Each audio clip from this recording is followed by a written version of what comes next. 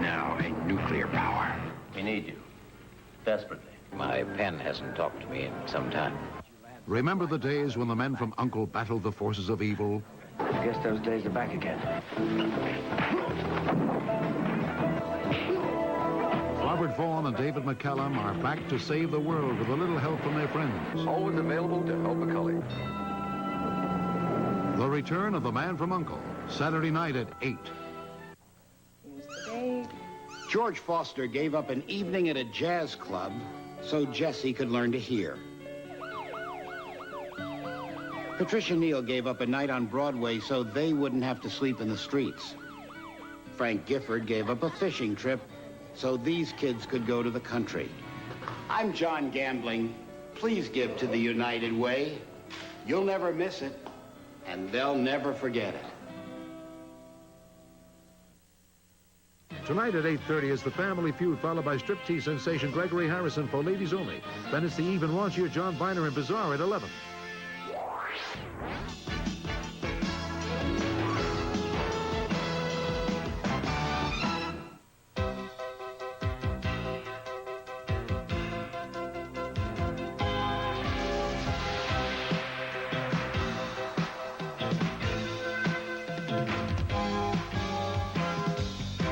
Heiner's Corner is brought to you by Mitsubishi Motors.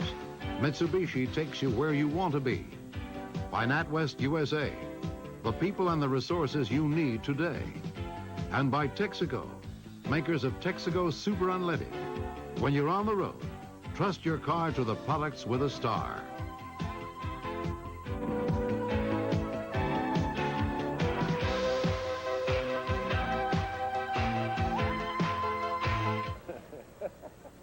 And we got a special edition of Kiner's Corner coming your way from Wrigley Field, and we'll have as a special guest Nelson Doubleday, the owner of the New York Mets. We'll look at the standings and also check out what's going on in baseball right down the line. And we'll be back with Nelson Doubleday in just a moment, right after this commercial message. Where do you want to be? Do you want to reach the top? Do you want to get away from the hassles of the day? Keep on driving till you never stop. Mitsubishi takes you where you want to be. Takes you where you want to be. 1986 Mitsubishi cars and trucks at your dealers now. New York fans are great. Great! But you haven't gotten any better. In this tough town, giving it your all is what counts. So thanks, Gary. Thanks, New York Newsday. Here's your New York Newsday. Hey, Gary! Is this the way they deliver papers in New York? More late sports, more city news, more neighborhood news than ever before. They sure have a great sports section. Look for the introductory offer at your newsstand now. New York Newsday. More than the news. And our special guest on this special edition of Kiner's Corner is Nelson Doubleday. Nelson Doubleday bought the ball club 5 years ago. And Nelson, here you are in a pennant race, and in only 5 years. That's really amazing.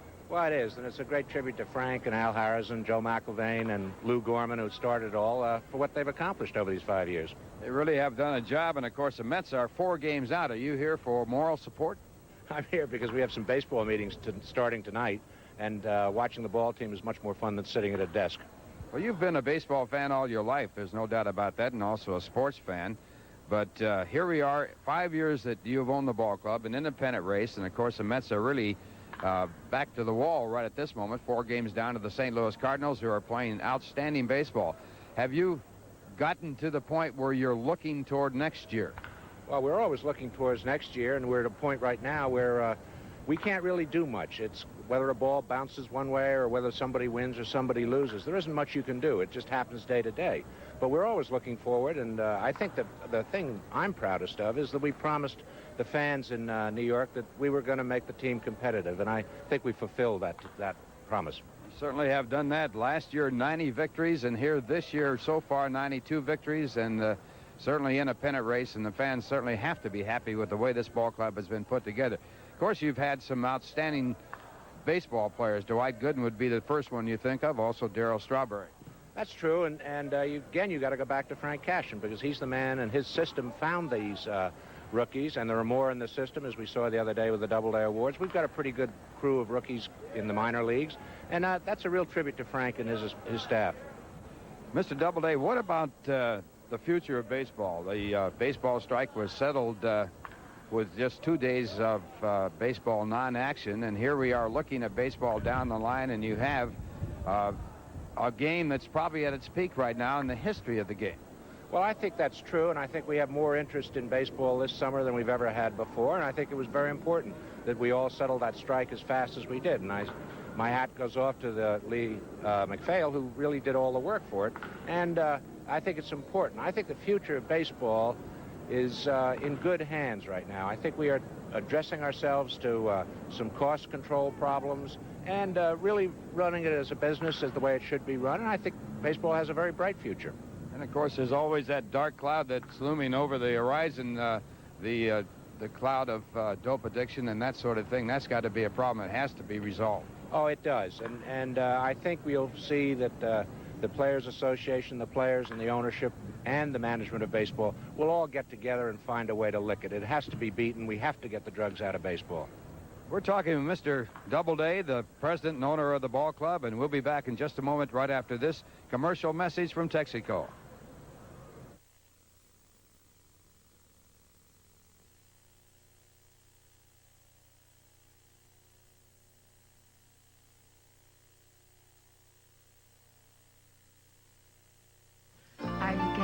I am if you are. You think we can make it by sunset? Hey, I got the Trivia. I've got the Cordia. Same place? Okay. The 1986 Mitsubishi Cordia and the 1986 Mitsubishi Tredia. Performance to get you where you want to be when you want to be there. You know, we're going to have to We gotta stop meeting like She takes you where you wanna be. Bob, he's a pro. I can't beat him. Shh, I fixed the race. He's driving on regular unleaded, but you've got Texaco Super Unleaded. But Even against a pro in an identical turbo car, it can boost power, improving acceleration up steep grades almost 12%. I won! When you need more octane, Superstar Power gives you more car power. I won! Next time, you get the Texaco Super Unleaded. Behind a new Texaco Star, there's a new Texaco. We're talking with Nelson Doubleday, the owner of the New York Mets, and certainly a very happy owner, even though the Mets are trailing by 4. Any special message for today's baseball game? No, it's just nice to be back in Wrigley Field. The first baseball game I saw where the Mets was here, and it's nice to be back. Well, you're back here at Wrigley Field, an overcast day, a little bit of sunshine, and the Mets in a must-win situation. For sure, and I hope they do. Nelson Doubleday, and we'll be back in just a moment with the standings and also take a look at the games coming up after this message from Nat West. Our company is growing. I want a bank with people I can talk to, with the resources to back them up. Welcome to National Westminster Bank USA. The people and the resources you need today. Growing businesses need more than traditional lending. We provide creative solutions. Our approach to cash management can provide you with more cash to manage. In New York or around the world, we serve you with top professionals backed by worldwide resources. Welcome to National Westminster Bank USA. Endlich haben wir unsere Spitze erreicht. Wirklich, ist so solid gebaut. Schau mal, wie schön der Wagen ist. Ich bin so glücklich. Europeans are talking about Mitsubishi Galant. Und weißt du, das Auto ist fast vollkommen hochtechnologisch. Ich könnte den Wagen fahren. Voted Germany's most prestigious motoring award. Drive one. Elegant. You'll understand. The 1986 Mitsubishi Galant takes you where you want to be. Fantastisch. I've got exciting news for you baseball fans, thanks to Populator Courier. Ralph, that's Purolator Courier. Right. One lucky fan and his or her guest will attend the first 2 World Series games, airfare and hotel included. To win, send your name and address on a postcard to Purolator Courier, World Series trip, care of New York Mets, Shea Stadium, Flushing, New York, 11368. Send your entry no later than October 1st. The winner will be announced on Kiner's Corner, October 1st. In our special edition of Kiner's Corner here from Wrigley Field prior to the baseball game, we'll take a look at the standings. The St. Louis Cardinals are leading the New York Mets by 4 full games. Cardinals have a record of 96-56. The Mets have a record of 92-60.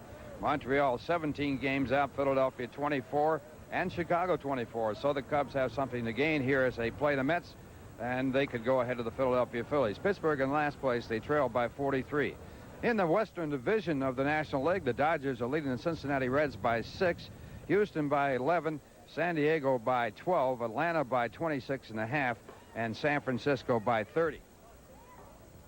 And, of course, the games coming up for the New York Mets, all are very important. They have this one here today with the Chicago Cubs. Then they go to Pittsburgh for 3. They'll be playing a night game on Friday night at 7:30, a Saturday afternoon game with Pittsburgh at 3:20, and then a Sunday afternoon game with the Pirates. Then a day off, and then it's the St. Louis Cardinals on Tuesday, Wednesday, and Thursday night. All those games will be coming your way at 8:30 New York time. And then the Mets, after that series, will return to Shea Stadium, and they'll be taking on the Montreal Expos for the final 3 games of the series. And, of course, the Mets hoping that they will be the big games of the year for the New York Mets.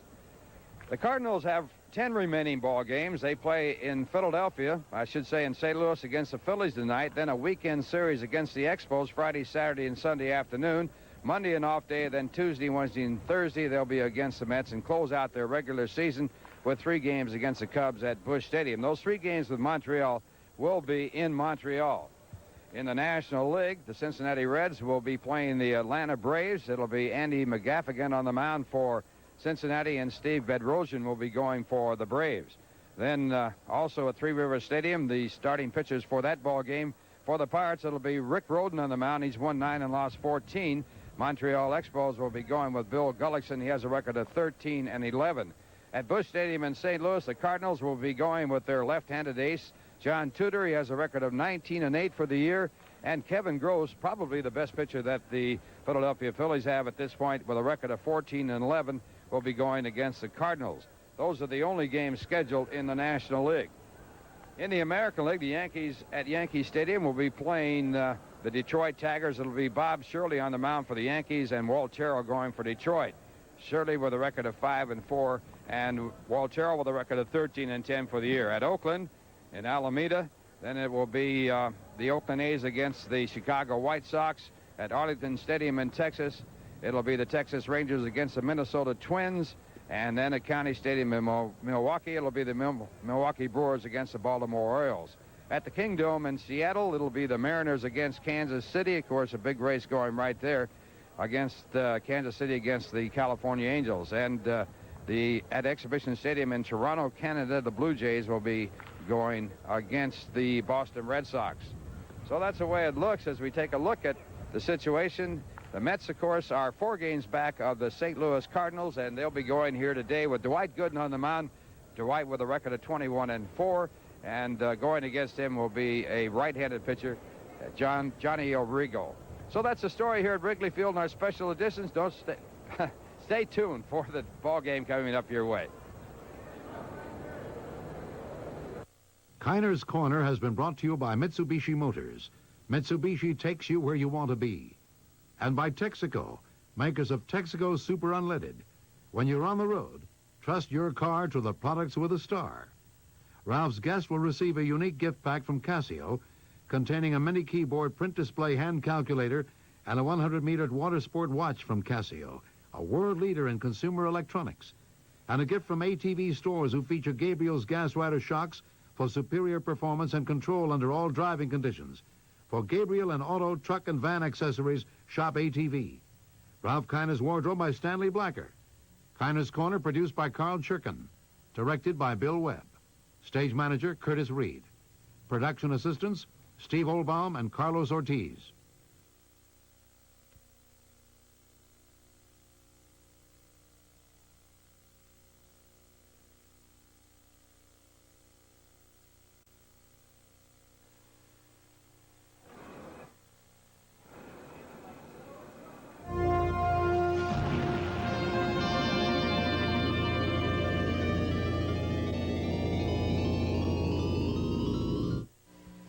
Subaru, #1 in total customer satisfaction, ahead of all Japanese imports. Subaru means quality dealer service. Subaru, inexpensive, and built to stay that way.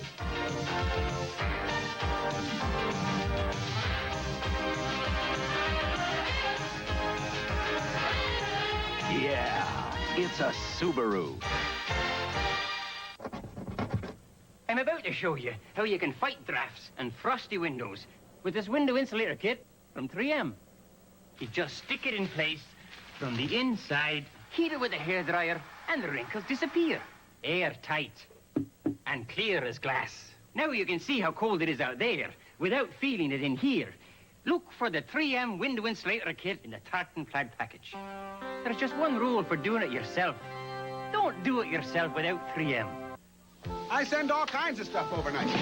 The one overnight express company that saves money for me is Percolator Courier. A Purolator Courier. Right. That's what I said. I was paying lots more for overnight express till I switched to Pendulator Courier. No. Purolator Courier. Yeah, right. With Purolator Courier, people know they get great service at great prices. Purolator Courier. But they have a little trouble with our name. Purolator Courier. If you want to save money and get great service, remember Purolator Courier. Where do you want to be? Do you want to reach the top? Do you want to get away from the hassles of the day? And keep on driving till you never stop. Mitsubishi takes you where you want to be. Takes you where you want to be. 1986 Mitsubishi cars and trucks at your dealers now. When he takes it off, Gregory Harrison gives the women what they want. He's for ladies only. Thursday night at 9 on Channel 9.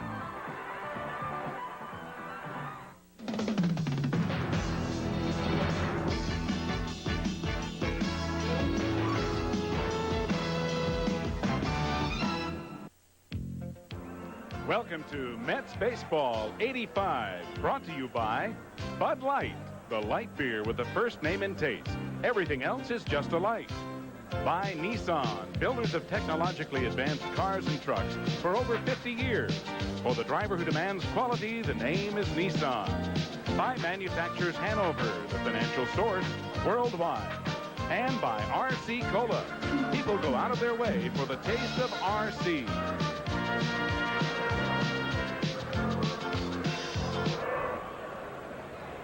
Live from Wrigley Field in Chicago, it's Mets Baseball 85, as this afternoon, the Mets take on the Chicago Cubs.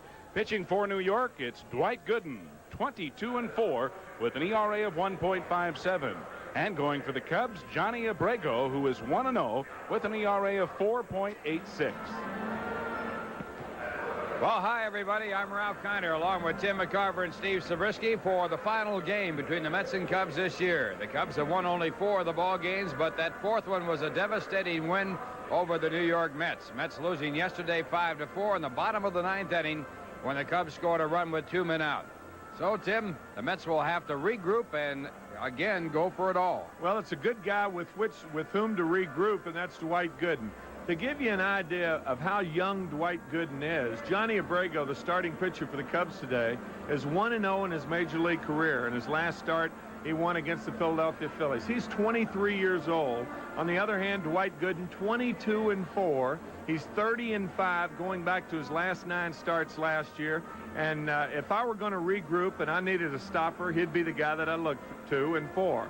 And, of course, the Mets have Gooden on the mound, and they will be playing their final game here at Wrigley Field. They move on to play the Pirates 3 ball games, and then they go to St. Louis for 3 big games there. At least the Mets hope they'll be big games, as they hope to stay close to the St. Louis Cardinals, who lead by 4. Cardinals winning last night again. And the Cardinals are a red-hot ball club. You certainly have to give them credit. They have really been doing the job. Well, they've answered all challengers in the National League East. They beat the Phillies last night. They have John Tudor going against the Phillies tonight, and the Phillies will respond with their best pitcher, and that's Kevin Gross. So the Mets have to win today, and it is getting to a must-win situation. The Mets have run out of losing ball games, and they have to come up with big victories. Right now, from Wrigley Field, our national anthem.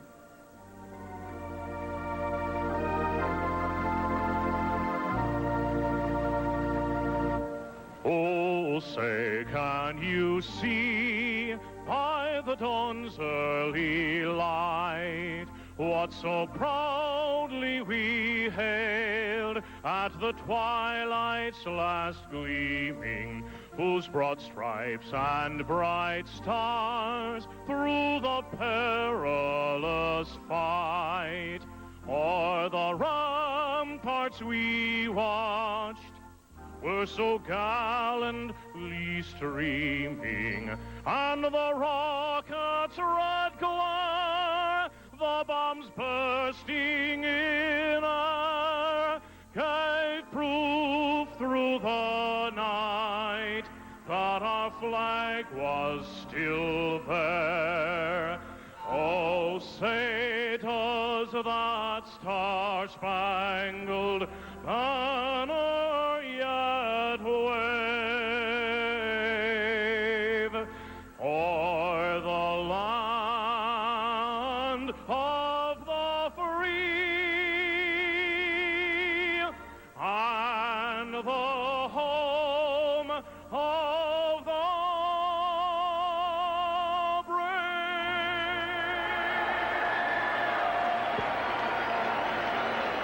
Our national anthem, and the Mets in their final game with the Chicago Cubs this year. The Mets have won 13 of the 17 games played against the Cubs this year, and the Mets won all 9 of the games against the Cubs this season. The first time the Mets have ever swept a 9-game series against any ball club at Shea Stadium or the Polo Grounds, as a matter of fact. They won 2 other series, 6-0, against the Dodgers and the San Diego Padres in previous years. Mets with a record of 92-60, trailing St. Louis by 4 games. The Cubs have won 71, lost 80, and they're 24.5 games out. In the Western Division of the National League, Cincinnati 6 games back of the Dodgers. In the American League, Toronto leading the Yankees by 6, and California and Kansas City still close in their contest to be the winning division winner in the American League West. The Kansas City ball club 1/2 game back of the California Angels. It's a cold, dreary type day here in Chicago. The temperature around 60 degrees as Johnny Abrigo will be going for the Chicago Cubs. 1-0 in his major league record. He has never faced the New York Mets, and he'll be on the mound for the Cubs. He has worked 16 2/3 innings. He has given up 16 hits while walking 9, striking out 10. And this will be his 4th game start of the year and his 5th appearance on the mound. Johnny Abrego. And the lineup for the Mets: Mookie Wilson leading it off and playing center. Wally Backman, the second baseman, batting second. Keith Hernandez will be at first base and hit third. Gary Carter, and he has been hot. A big grand slam home run in yesterday's game, his 2nd of the year and his 9th lifetime. Gary batting 4th. Darryl Strawberry in right field will hit 5th. Danny Heap in left field this afternoon, batting 6th. Howard Johnson, the third baseman, will hit 7th. Rafael Santana playing short and batting 8th. And Dwight Gooden with his first major league home run in last Saturday's game, batting 9th. And we'd like to remind you this copyrighted telecast is presented by authority of the New York Mets and WRTV and is intended solely for the private non-commercial use of our audience. Any publication, reproduction, retransmission, or other use of the pictures, descriptions, and accounts of this game without the express written consent of the New York Mets and WRTV is prohibited. Well, you're looking at the north side of Chicago and now looking at Johnny Abrego. Johnny, the original selection of the Phillies in the draft back in June of 1981. He was the Phillies' #1 selection. After 4 years of varsity baseball, basketball, and football at Mission San Jose High School in Fremont, California. He was selected by the Cubs in a minor league draft from the Philadelphia Phillies Portland Ball Club in 1982. He missed the entire season with a bad arm and now is making a comeback. He started the season at Pittsfield in Double-A ball with 6-6. And he had a minor league record of 26-25 before winning a ball game here against the Phillies in his first start. And the first pitch to Mookie Wilson, a called strike. Mookie batting .281 with 5 home runs and 23 RBIs. Since coming off the disabled list, Mookie has been hitting well. And this one drilled into right center field way back. It is going off the wall. Mookie on his way to second base and holding there as Mookie Wilson leads off with a double. That's his 25th hit since coming off the DL list. Well, a breaking ball on the first time that Mookie Wilson ever faces Johnny Abrego. Little backup slider, and Mookie hammers it to right center field. And you couldn't tell by the way the wind is blowing, as it's blowing from left to right, that wind would help that ball, but it certainly looked like it did.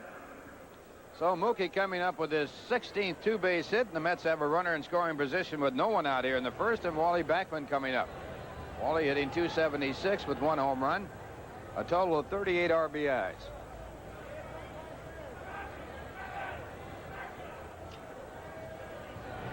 And the breaking ball, a called strike. The umpires for this game, Charlie Williams behind home plate, Randy Marsh at first base, Billy Williams the umpire at second base, and John McSherry the umpire at third. Wally Backman hitting .364 against the Cubs this year with 20 base hits. Runner at second base, no one out.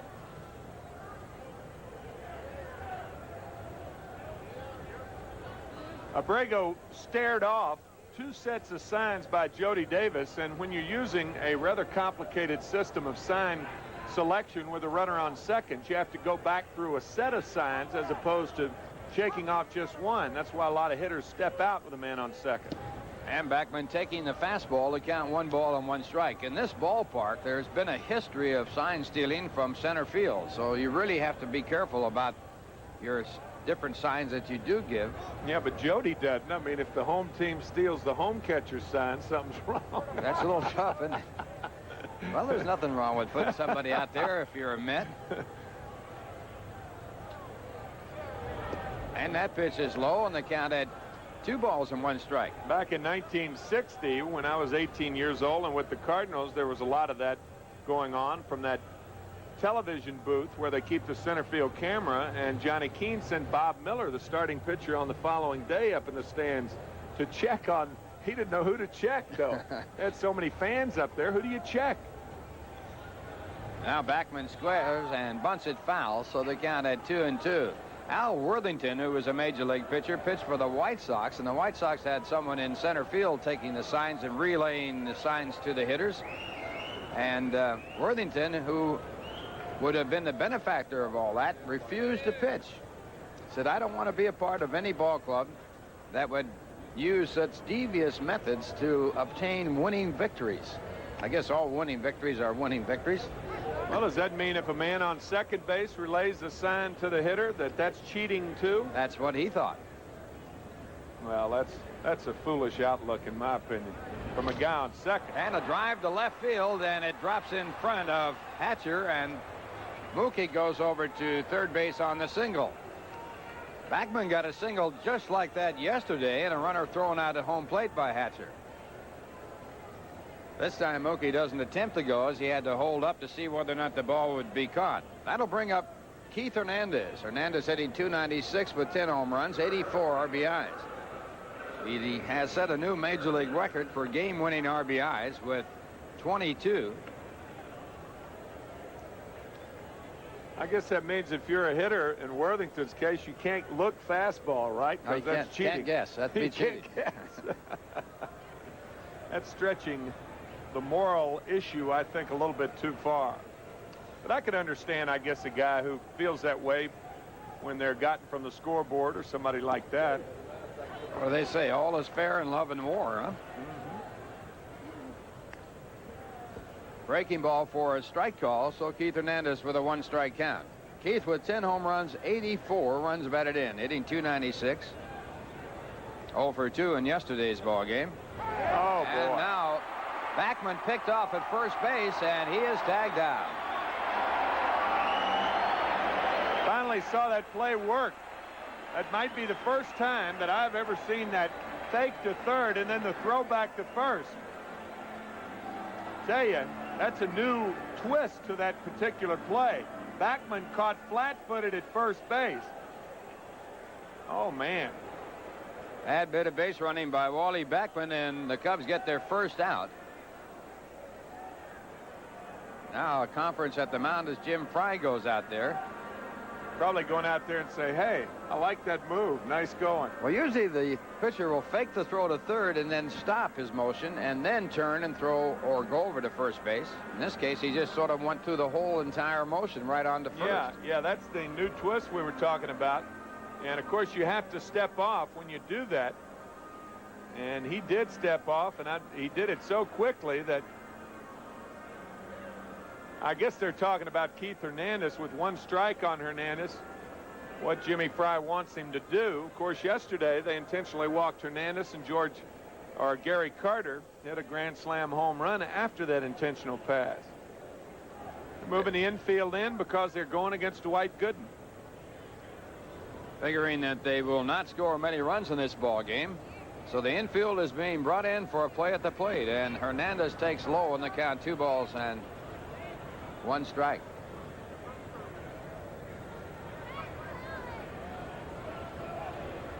Mookie Wilson, the runner at third base.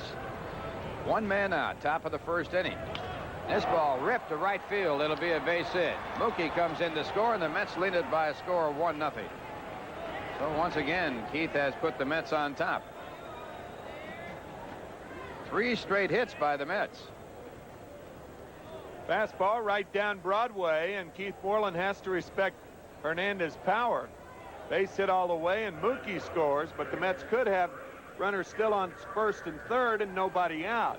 But that good play by Abrego nailed Wally Backman at first base. That brings up Gary Carter. Carter hitting .288, leads the club in home runs with 31 and runs batted in with 95. That for Hernandez, by the way, is 85th RBI of the year. He's second to Carter in RBIs.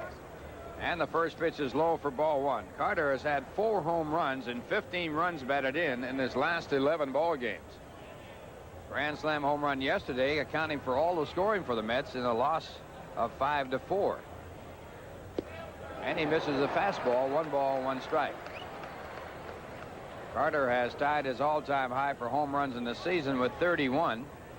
And the grand slam yesterday was his 9th of the year, and should say 9th of his career, and his 2nd of the year.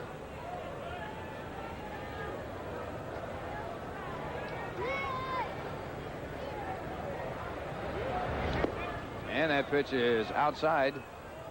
2 balls, 1 strike. Abrego with a very unusual pitching motion as he goes to the set position. Then he raises his arms up extremely high. Should be really a good man to run on. Gives you a little more time to steal a base. And the fastball fouled off of Jody Davis.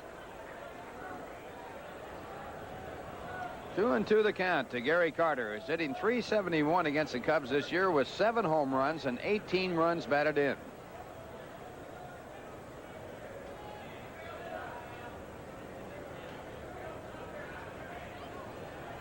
Mets leading by a score of 1-0. 1 man out, a runner at first base. And we're in the top of the first inning, and Carter now asks for time. Cubs in their last 31 home games have a record of only 6 wins.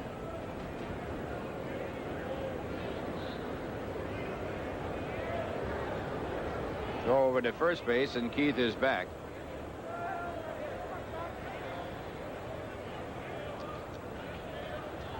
Carter 1 for 4 yesterday, but that big grand slam home run, the base hit, gave the Mets the lead of 4-1, and that was all the scoring for the Mets as the Cubs rallied to come back and win it in the bottom of the 9th inning with 2 men out, 5-4, and that ball just fouled, so the count stays at 2-2. Mets have won 92 ball games. Their 2nd highest win total ever in 1969 when they became the world's champions. They won 100 ball games in the year in the regular season. Won 3 straight in the playoffs and then won 4 out of 5 in the World Series game with Baltimore. And this ball hit in the air to right field. Moreland is right there. And he makes the catch. Hernandez back to first base and 2 men away. That'll bring up Darryl Strawberry, who was 0 for 3 yesterday, hitting .269 for the year with 25 home runs and 70 RBIs. Darryl has really been in a funk for the last 4 or 5 games. I assume that thumb has given him some problems, but he has really had a lazy bat. He has not been swinging the bat hard. And he takes the first pitch for ball 1. Darryl against the Cubs has had 13 hits. 5 of them have been home runs, and he has driven in 11. Batting .382 against Chicago pitching this year. And he misses a fastball. 1 ball, 1 strike. Darryl had 3 home runs in 1 game against the Cubs here in this ballpark this year.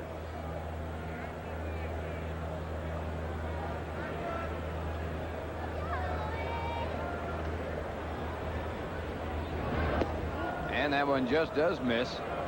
2 balls, 1 strike. Jim Hickman, the first Met to ever have 3 home runs in a ball game. Then it was Claudell Washington, Dave Kingman, and Darryl Strawberry.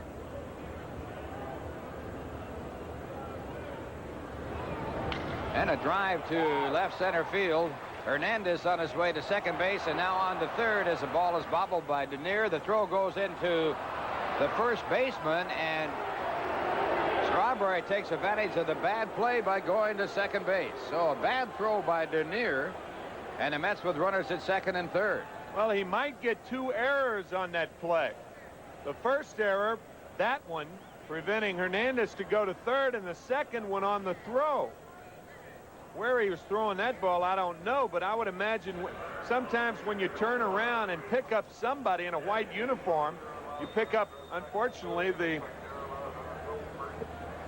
the first baseman. And there were 2 errors given on that play. And it brings up Danny Heap, and Heap takes a breaking ball for ball 1. Sometimes I guess when you pivot out there, Ralph, and you would know better than I, but you're looking for a white uniform, and sometimes just any white uniform.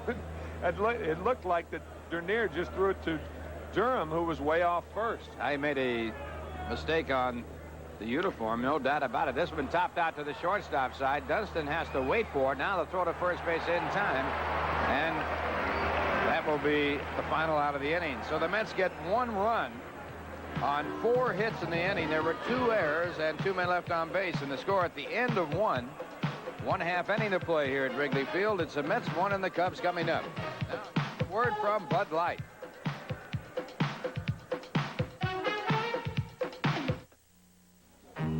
Give me a light. Bud Light.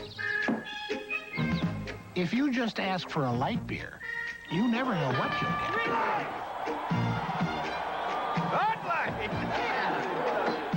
So if you want the less filling light beer with the first name and taste, don't just ask for a light beer. Give me a light. Ask them to bring out their best. Bud Light. Because everything else is just a light. Eastern's theory of flight and its effect on performance. How do you make an airline fly better? You bring your employees on board. That gave us a real lift. You reduce drag. Everybody knows it's a drag to change planes in Chicago, so we fly through Kansas City. And no one likes paying high prices. So we engineered the Moonlight Special. Fare so low you can fly coast to coast for the weekend. Is our theory working? We're flying right off the charts. And when people ask, hey, Frank, how's the airline doing? I say in a word, Welcome to McDonald's. May I take your order? I'd like a Big Mac value pack. Make it 2, please. Hey, what's that? It's their new value pack, see? You get a large Coke, a Big Mac, and a supersized fry with 30% more. All for just $2.59. That's a great deal. Yeah, and easy to handle. And did you know this great offer for Big Mac value pack is for a limited time only? I didn't know that. I know. That's why I'm Gertzos and your son. Dwight Gooden on the mound for the Mets with a record of 22-4, an earned run average of 1.57. Gooden leads the major leagues on ERA. He has worked a total of 258 2/3 innings, given up only 181 hits, walking 63, striking out 251, and he has given up 13 home runs. Gooden with a 4-0 record against the Cubs here at Wrigley Field and Shea Stadium. And the lineup for the Cubs, Bob Dernier leads it off and plays center. Shortstop Sean Dunston from Brooklyn, New York, batting second. Ryan Sandberg, the second baseman, batting third. Keith Moreland batting fourth in right field. Catcher Jody Davis batting fifth. First baseman Leon Durham will hit sixth. Ron Say batting seventh. Billy Hatcher, the left fielder, will hit eighth. And Johnny Abrego on the mound. So to Dwight Gooden with a lifetime record of 7-2 against the Cubs, getting set for his first pitch of the ball game. Bob Dernier, the batter, and the fastball a called strike. Dernier hitting .254 for the year with 1 home run, and he has 21 RBIs. 1 for 3 in yesterday's ball game. And a ground ball to the second baseman, Wally Backman. Hernandez starts for it and goes back to the bag, and the Mets pick up a quick out. A lot of second basemen will use a word sign with a first baseman. If he has an easy play on it, the first baseman just keeps on going and the pitcher covers. He will yell something if he's in position to make the play. The thing with Hernandez, he's got so much range to his right, but he can get back to first. So you can yell that word sign out and have Hernandez get back. He is so quick down there. Not a fast runner, but a quick fielder. And the out brings up Dunston, who is hitting .257 with 4 home runs and 15 RBIs. And the first pitch by Gooden, the ball. It's always amazed me, Ralph, that a guy could not have good foot speed but be quick in the field like Brooks Robinson. Or Dick Groat. Dick Groat, yeah.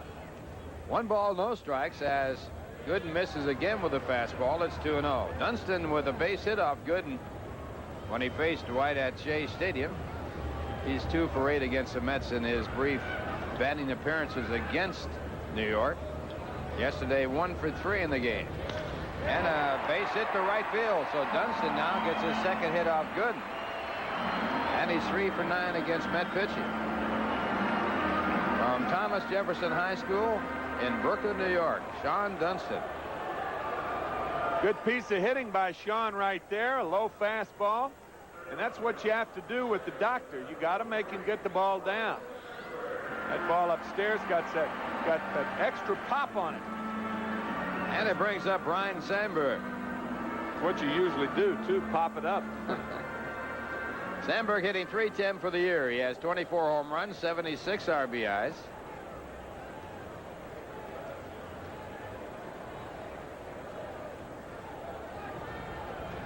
And the fastball for ball 1. Sandberg hitting .306 against the Mets this year with 19 hits. He's had 2 home runs and 7 RBIs. 0 for 2 yesterday. Last year he was the MVP, hitting .314 with 200 hits, 19 home runs, and 32 stolen bases. Throw to first base and Dunston back.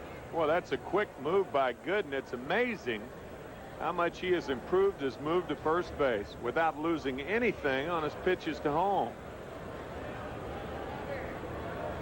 Dunston has 10 stolen bases already. Another good move to first. First base umpire Randy Marsh.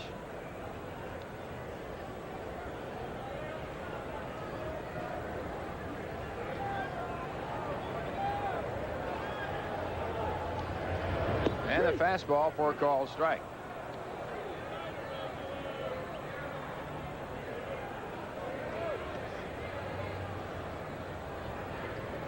Sandberg with more home runs than last year with his 24 this year against 19 last year.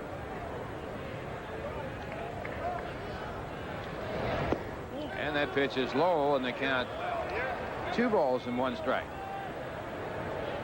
I would imagine it'd be hard to have a good year after an MVP year. You set such standards for yourself and people expect so much, but Sandberg has had as good a year this year as he did last year.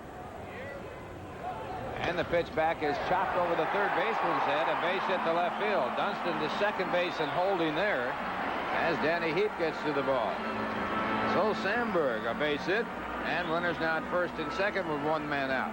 Well, this is a real artificial surface base hit right here. The only problem is Cubs aren't playing on artificial surface. See, that happens on grass too, those types of hits. So runners at first and second, 1 out, and the batter will be Keith Moreland, who brings a 14-game hitting streak into the game. Keith hitting .380 over the 14 games. Overall, hitting a .303 with 11 home runs and 94 RBIs.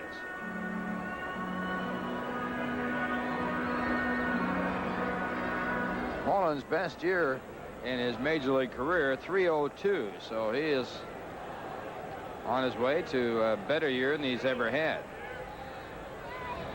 And he grounds this one out to the shortstop. Santana will have to go to first base, and does as he picks up the out, and the runners move up. Dunston goes to third base, and Sandberg down to second. And now with 2 men out, the batter will be Jody Davis. Good play by Santana. And a lot of times when you watch a ball game, see a fast guy on first base, and when the shortstop receives a ball like that, there's time to get the runner at second base, but the shortstop's simply not in position to throw back across his body. And that was the situation right there. Santana could have gone to second, but he really wasn't in position. He went for the sure out at first. So now 2 men away, runners in scoring position, and Jody Davis the batter. Jody 0 for 4 yesterday, and overall hitting at .227 for the year with 15 home runs and 53 RBIs. And the fastball a called strike. Mets leading 1-0. The Cubs threatening with runners at second and third. Runner at third base, Dunston. The runner at second, Sandberg. And a 1-strike count on Jody Davis. And Gooden decides he wants another set of signs. Howard Johnson was over toward third, and Dunston moved back, and that's why Dwight stepped off. It's good to send that third baseman to the bag occasionally, just to put a thought in that runner's mind at third base. And the breaking ball, a swing and a strike 2. First curveball thrown by Dwight Gooden in this game. That was a quick curveball, too, and we've seen that with Gooden the last 5 or 6 outings, which would lead one to believe that he's coming up with another pitch, and that could be fatal for National League hitters. 22-4 in the year, Dwight Gooden. And he comes back with a breaking ball, and it's fouled. Ball fouled off of Jody Davis's foot, so the count stays at strike 2. See, Ralph, that breaking ball there does not have the hump on it that you're used to seeing from Gooden. It's almost like a tighter wrap breaking ball, kind of like the curveball that Orel Hershiser throws for the Dodgers. But you're used to seeing that little hump in the breaking ball that Gooden throws, but not these first 2 here today. Hershiser, the only pitcher with a better winning percentage than Dwight Gooden. I think he's 17-3, isn't he? 17-3, yes. Gooden, of course, 22-4. And the fastball, let's hit down the right field side. It'll be out of play. So after the 2 breaking pitches, Gooden back with a good fastball, and Davis fouls it off to the right side, way behind the pitch, but lucky to get it on the bat and foul it off. Yeah, that's what that breaking ball does. If you keep throwing that breaking ball, you reestablish the fastball. You could get a guy out on the breaking ball, but it serves 2 purposes. 2 strikes the count as Gooden tries to pitch out of the jam with runners at second and third and 2 men out. Gooden has pitched 31 consecutive innings without giving up an earned run. And he has runners at third base and second base here with 2 men out in the first inning. And he goes back to the fastball. So the count 1-2 as he misses.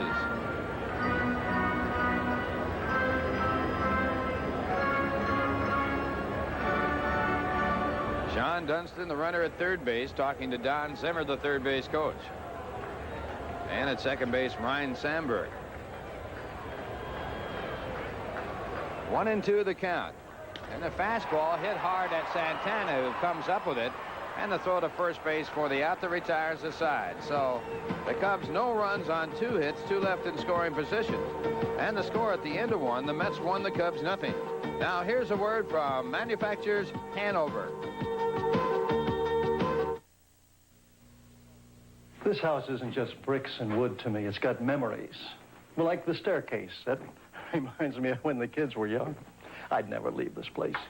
But when I needed money for Brian's med school, I borrowed on it. I got a home equity loan from the people at CIT. I knew I could trust them. Well, they understand how I feel about this place. Hi, Dad. My son, the doctor. CIT. Over 70 years of financial service. People put their trust in us. Foreign cars. They're not foreign to me. I'm your local man from Meineke. Meineke Discount Mufflers stocks a large inventory of foreign car mufflers. And they're Everlast mufflers. And we have the know-how to install them quickly, because we're trained exhaust system specialists. You drive a foreign car? Come see me, your local man from Meineke, for know-how and quality. And you'll love the price. Installed from $18.93 to $26.95. Visit your local independently owned Meineke shop. Some people like the taste of Coke, and some people like the taste of Pepsi. But some people go out of their way for the taste of RC. Well, you're seeing an action-packed game here today with Dwight Gooden, and the action continues all this week on Channel 9. The Mets travel to Pittsburgh tomorrow night, 7:30 game time, then Saturday afternoon at 3, live from Pittsburgh's Three Rivers Stadium. I was trying to combine Pittsburgh and Three Rivers, and it came out Pittsburgher. And I guess that's how Pittsburgh was named, huh? William Pitt. William Pitt and the burgers from that town got together and called it Pittsburgh. I don't know if that's true, but if it's not, it makes a great story, right? And the story right here at Wrigley Field is the fact the Mets are leading by a score of 1-0. And some Met fans there. Let's go Mets. Mets got 1 run on 4 hits while the Cubs committed 2 errors in the first half inning. Left 2 men in scoring position. The Cubs got no runs on 2 hits and left 2 runners in scoring position in their half of the first. And on the mound, Johnny Abrigo, and Abrigo working to Howard Johnson. Johnson hitting at .239 for the year with 10 home runs, 41 RBIs.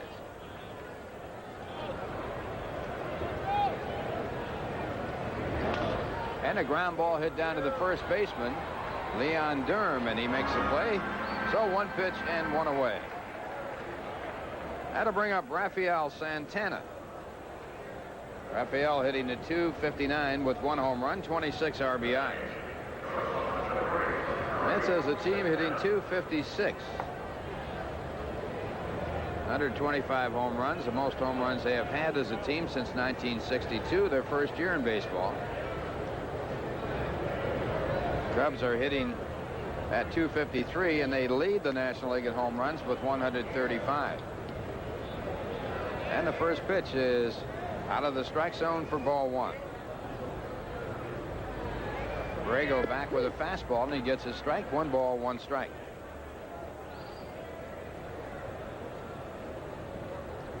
Davey Johnson, the manager of the New York Mets. This ball grounded foul, so the count 1-2. Cardinals will be sending John Tudor against Kevin Gross and the Philadelphia Phillies tonight. Then the Cardinals go to Montreal, where they have won only 1 of 6 this year. They go there for the weekend while the Mets will play in Pittsburgh. And the breaking ball for ball 2, 2 balls, 2 strikes. So there's still hope, folks. Guarantee you. Abrego with a record of 1-0. Back with a fastball. It's grounded again to Leon Durham, and again he makes the play unassisted. So 2 men away. And Abrego will be working to Dwight Gooden, who has set a Met record for pitchers with 20 base hits this year, breaking a record held by Tom Seaver.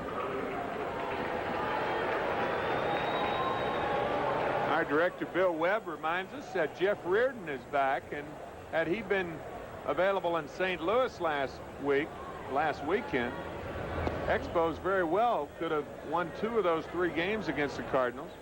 Cardinals with late inning home runs by Jack Clark and also by Tommy Herr, winning 2 of those ball games. And there's a strike call. 1 ball, 1 strike to Dwight Gooden. Gooden hitting .230 on the year.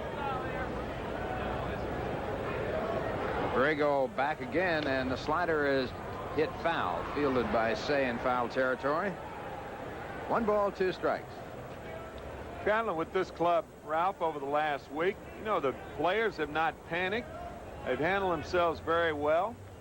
They've been playing good baseball. They just lost a few games. The Cardinals have just been red hot, and I mean red hot. They have won a ton of one-run ball games the last 10 days. And it's strike three as Gooden goes after the fastball. So a 1-2-3 inning, the first strikeout for Abrego. And the score at the end of 1.5 innings, the Mets won, the Cubs nothing. Now here's a word from Nissan.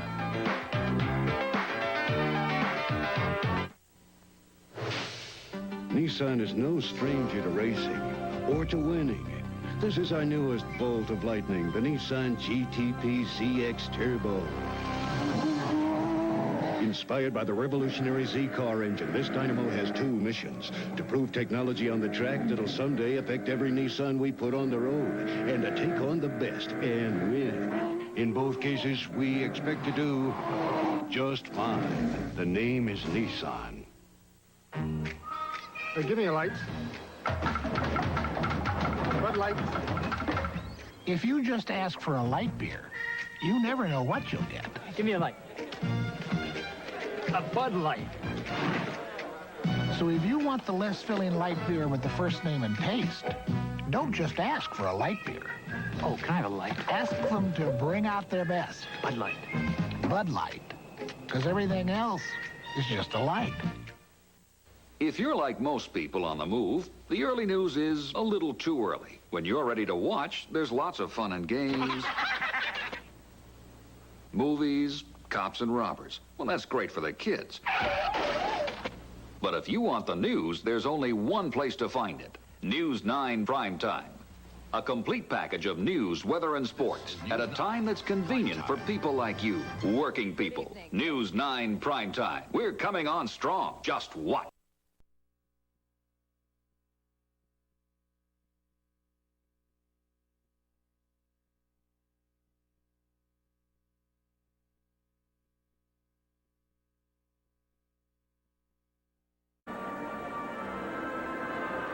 Well, we're going now to the bottom of the second inning. The Mets leading by a score of 1-0, and coming in for the play-by-play, Tim McCarver. All right, Ralph, thanks a lot. Bottom of the second inning, Dwight Gooden against Johnny Abrego. Mets with 4 hits. As a matter of fact, they got all 4 hits in the first inning. But a pickoff play by Johnny Abrego with Wilson at third and Backman at first held the Mets to just 1 run, as Hernandez followed with a single. Strawberry got a single in that inning, so they had 4 hits and only 1 run in the first, and they lead 1-0. Leon Durham, the batter, he's batting .278 with 19 home runs, 66 RBIs. Curveball high. Of the 19 home runs, 14 have been here at Wrigley Field for Durham. Lifts this one to left field, and heap over, and it's out of play. So it's 1-1 to the Durham. Friendly confines of Wrigley have been very friendly for Durham over the last 2 years. Last year he had 23 home runs, 19 here at Wrigley. Speaking of friendly confines, this is the anniversary of Ernie Banks's last game that he played for the Cubs back in 1971. Another foul, 1-2. Ernie Banks, but 2,528 games as a Cub, never saw a World Series except from the stands. MVP in 1958, 59. Fastball missed inside, so it's 2-2 to Durham. Let's play 2 today, right? Let's play 2. Oh, curveball. See you later. There's that quick curveball we were talking about. First strikeout for Gooden, and the batter will be Ron Say. Strikeout number 252 for Dwight Gooden. Last year he had 276 to lead major league pitchers. And the hard, tight curveball by Gooden gives him his first here in this ball game. So Ron Say batting .234. Ralph and I were talking about it before the game. In 52 at-bats against the Mets this year, no RBIs for Say. Ripped to left center. Wilson can't get to it. going to be at least 2 for Say. And he'll pull up there. So a nice try by Mookie Wilson. Looked like he dived over the ball, Ralph.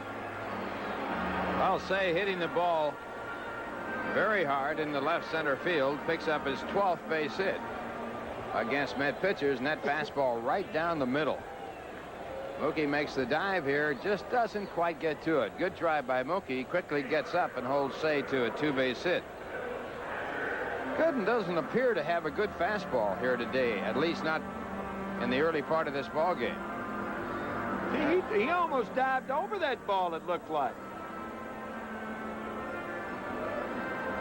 Boy, Mookie Wilson's effort has never been questioned, has it, Ralph? Certainly has an 18th double for Say this year. Frank Cashin has said that Mookie Wilson is one guy that he does not mind paying the money to, that he earns every bit of it, and we concur. Billy Hatcher, the batter, and a curveball's low, 1-0. Billy has a couple of home runs, batting .266. Kind of a stiff swing for a young player.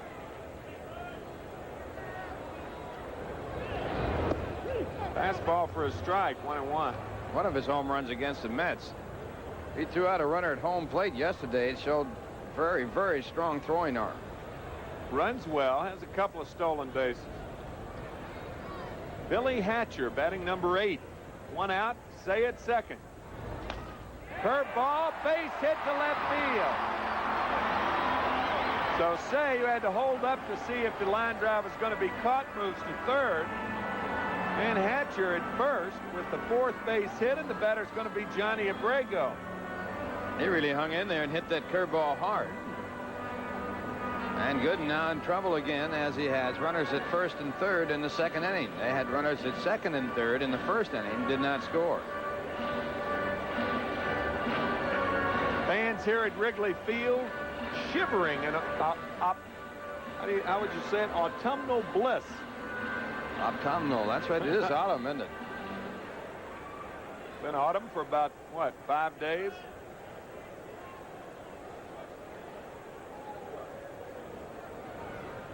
Johnny Abrego is the batter. He has no hits in 7 tries. The Cubs do like the bunt. Yeah, Jim Fry loves that squeeze play. Uh-huh. Won a couple of games with that play this year.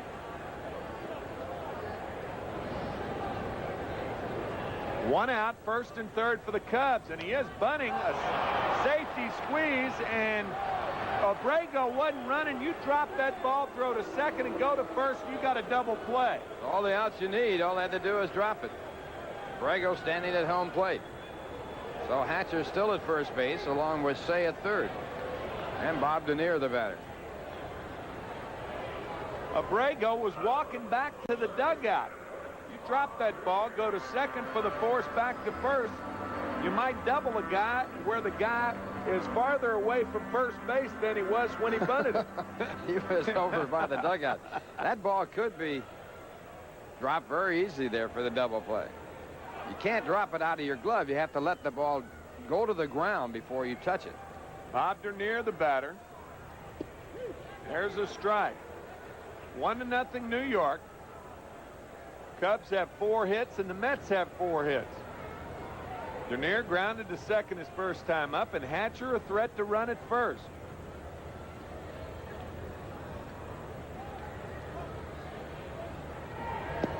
One and one.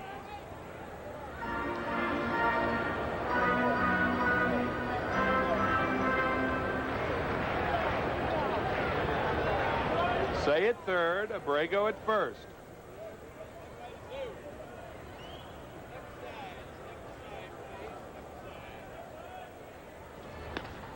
Grounded hard to Beckman. And they get Dernier, who grounds for the second time in a row, to second base. So the Cubs threaten again, but they don't score. 2 hits and 2 left. They've stranded 4 through 2. And the Mets lead 1-0 going into the third. Now here's a word from R.C. Cola. For some years, our friends overseas have been drinking only Pepsi-Cola. But recently, they started drinking Coca-Cola. And now, our friends drink Coke and Pepsi only. But somewhere, there are people who'll go out of their way for the taste of RC Cola. A taste that's unrestrained. Yes, some people go out of their way for the taste of RC. But sometimes, not far enough. At UPS, it was never our intention to become a tourist attraction. But every year, scores of efficiency-minded Japanese businessmen show up and ask to tour our facilities. You see, UPS is so efficient, we can deliver next-day air usually for half what other companies charge. Which is why so many Japanese find UPS the most rewarding package tour anywhere. UPS, we run the tightest ship in the shipping business. We're Manufacturers Hanover, changing and growing to meet your needs. In Los Angeles, our global network opens doors worldwide for a departing silk importer. In Cleveland, our CIT people help a manufacturer finance his inventory. In New York, home banking helps a customer pay his bills without writing a single check. We're Manufacturers Hanover, and now you know why we're called the financial source worldwide. Coming up tonight at 7 o'clock, don't miss the big bucks excitement with Dick Clark in the all-new $100,000 Pyramid here on Channel 9. Well, that cloudy sky looks like Hurricane Gloria may be extending this far west, huh? Mookie Wilson, the batter, and a breaking ball for a strike, 0-1. Mookie doubled and scored a run in the first. Hurricanes don't extend this far west, do they? I hope not. We're flying into Pittsburgh tonight. Let's hope it doesn't extend that far west. Good fastball from Abrego, 0-2.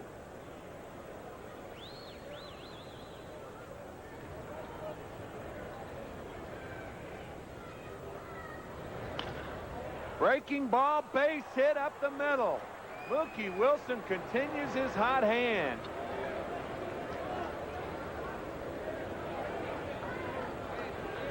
That curveball out of the strike zone, wasn't it? Mookie went right down to get it and got his second hit of this ball game, and also his 26th hit in his last 18 ball games since coming off the DL. Wally Backman singled his first time up, but then on a 0-1 count to Keith Hernandez, he was picked off first by Abrego. Wilson a threat to run. I thought we already had a hurricane named Gloria in this country. Is this a repeat? A daughter? It's a rerun. A rerun. It's supposed to be nasty, too. Fastball outside, 1-0 to Backman. Al Lopez swears this is true. He was catching in a ball game in Boston when that big hurricane hit Boston years ago. And he said a fly ball was hit to the left fielder, and he caught it in foul territory. The game was called right after that. I don't know if it's true, but he swears it was. That's a gusty wind right there. I'll tell you what, I've seen infielders in this ballpark go back for balls that were eventually hit out of the ballpark that eventually blew out of the park. That's how strong that wind can be here at Wrigley. Well, they almost had him on that one. Whew. Mookie making a move the other way before he was able to turn back. In that 23-22 game back in 1979 where the Phillies beat the Cubs, Mike Schmidt hit a home run, his first of two that day, and there goes Wilson, swing and a miss, the throw, out at second. Good throw by Jody Davis. Davis threw out Strawberry yesterday with a gun, and right here he comes out throwing and gets Mookie. Well, the Mets lose another base runner. Had Backman picked off in the first inning, and now Mookie throwing out here in the third. Oh, that was a good throw. Tough pitch to handle, low and away. Davis made all the throw in one motion to nail Wilson. One out. Breaking ball inside. Anyway, Mike Schmidt hit a ball that the shortstop went back for, and the ball blew out of the ballpark. Now, the shortstop didn't call it. I won't exaggerate the story. But he did go back for the ball, and the ball was out of the ballpark. Ground ball left side. Dunston, the shortstop, over to Durham. 2 out.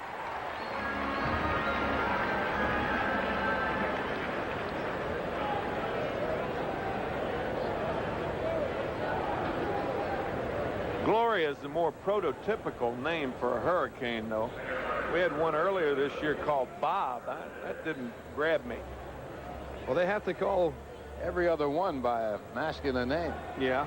Well, I mean, they could Elmo or something like that, but not Bob. I mean, I think it should be multisyllabic at least. Don't you? Bob or Ray or something like that. It doesn't really grab you. You like a little more euphonic sound to it, huh? Yeah. 0-1. And it's 1-1 to Hernandez. Keith singled in the only run of the game back in the first. You never like single-syllable words like strike and out. Not for no, those are hurricanes in their own right. Breaking ball inside, 2-1. Abrego, born in Corpus Christi, Texas. Speaking of hurricanes, we've had a few down there. Right near Galveston. 3-1 to Keith.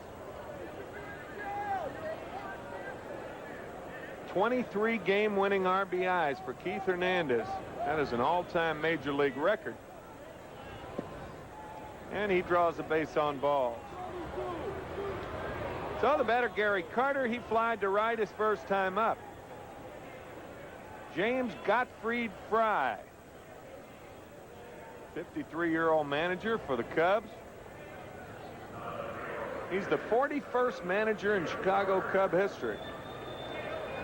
One year they had 5, didn't they? One year they fired the manager in spring training. I was a member of the club that time. It was Phil Cavaretta who was fired in spring training. What could you do in spring training to warrant getting fired? He's the only manager ever been fired in spring training.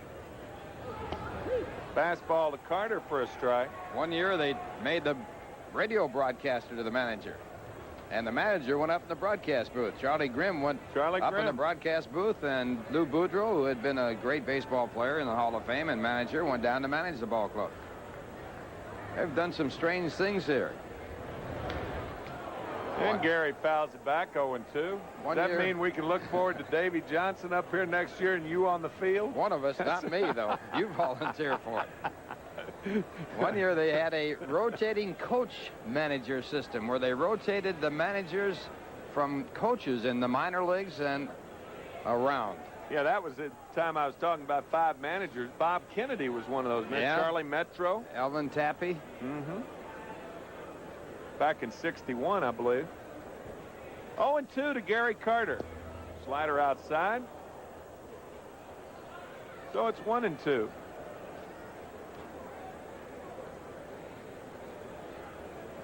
Charlie Grimm. Oh, Jolly Charlie was anything but grim. What a great storyteller he was.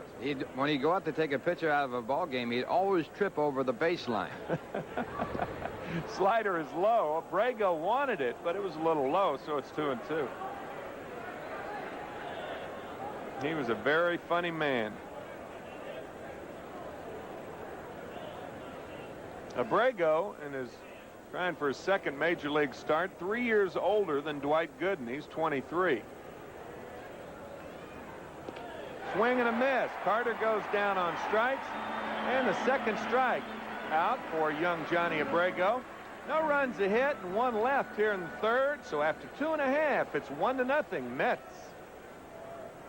Well, this has been an exciting season for the Mets, one of their most exciting seasons in the history of the Mets, and it's coming to a close. Demand for season tickets for next year is increasing, so if you don't already have season tickets for Mets baseball, now's the time to make plans for 1986. With season tickets, you never get shut out of the big ball games or special event dates, and it's a perfect way to entertain family, friends, or business clients. To place your name on the Mets preferred list to ensure that you obtain the best possible seating locations at Shea, just send a letter or postcard with your address and phone number to Met Sales Department, Shea Stadium, Flushing, New York, 11368. Again, if interested in 1986 season tickets, send your name, address, and phone number to Met Sales Department, Shea Stadium, Flushing, New York, 11368. Well, fans, on Saturday and Sunday afternoon, that's this Saturday and Sunday, day after tomorrow, and then Sunday, from 11 to 3 o'clock at Shea, the Mets will sell a variety of items which have been offered to fans on special event days at Shea. Among the items for sale will be picnic jugs, Little League bats, kids' shirts, helmets, and flip-flops. The items will be sold at bargain prices, and there will be a limit of 4 items per customer. That's this Saturday and Sunday from 11 to 3, a sale of Mets premium items at Shea. And those are new items, we might add. They hadn't been return items or anything that people have brought back. They're not used. They're brand new, brand spanking new. Like your baseball bat. Some of my old bats are brand new. Never been used. Never been touched by a ball, pal.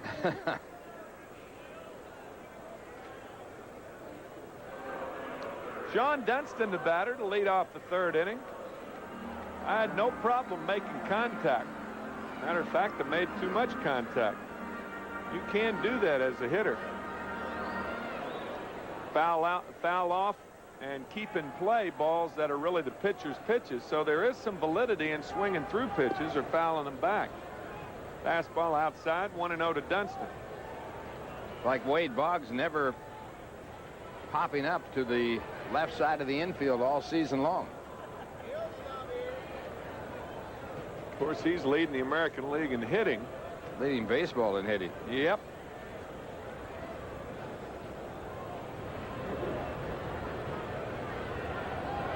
McGee hitting .360, leading the National League. Boggs batting .372 to lead the American League. 227 hits with 10 games to play. 3-0 to Dunston. All-time record 257 hits by George Sisler when he played for the St. Louis Browns in the American League.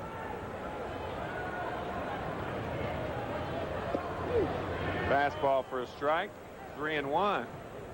Sisler hit .409 or something like that year. Back, I think it was 20 or 21.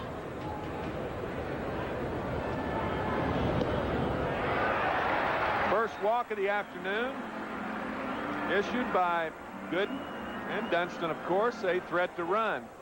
Well, Ralph, my friend, it's time to play Mets trivia.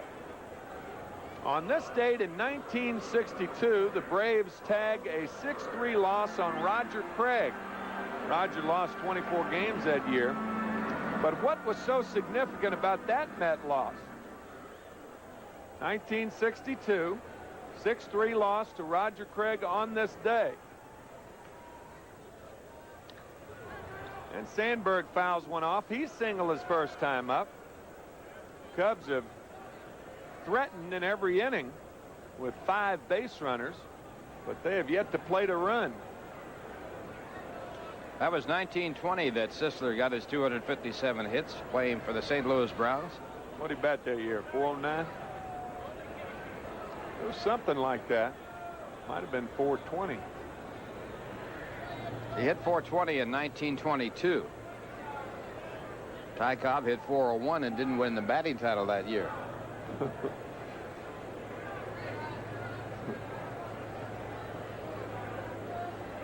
There goes Dunston. Ball hit well to center. Wilson there. He might have a play at first. And Hernandez tried to stretch, and Gooden is over there alertly backing up the play. 1 out.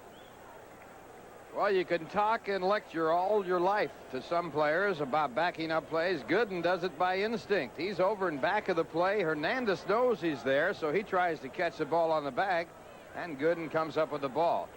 Now, when a ball's hit the center field, how do you know that the ball's going to be caught? But Gooden got over there and backed up the play at first base. There he comes over, and he's right there to take the errant throw. That brings up an interesting thought, because if the ball lands in front of Wilson, Dunston's on third, and Gooden should have been behind third. But as you said, Ralph, instinctively, he saw the ball was going to get caught. Dunston was off too far. There'd be a play at first, and he backed it up.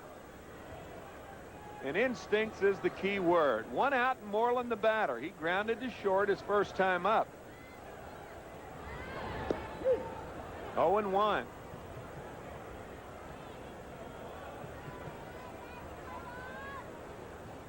Gooden facing Wilson then. And the computer got to going, and he said, I got to be behind first. Boy, 20 years of age.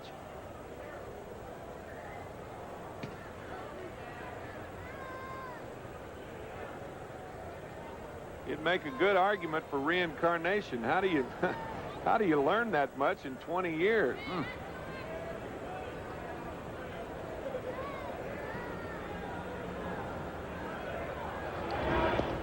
Curveball outside and low, 1-1 to Moreland.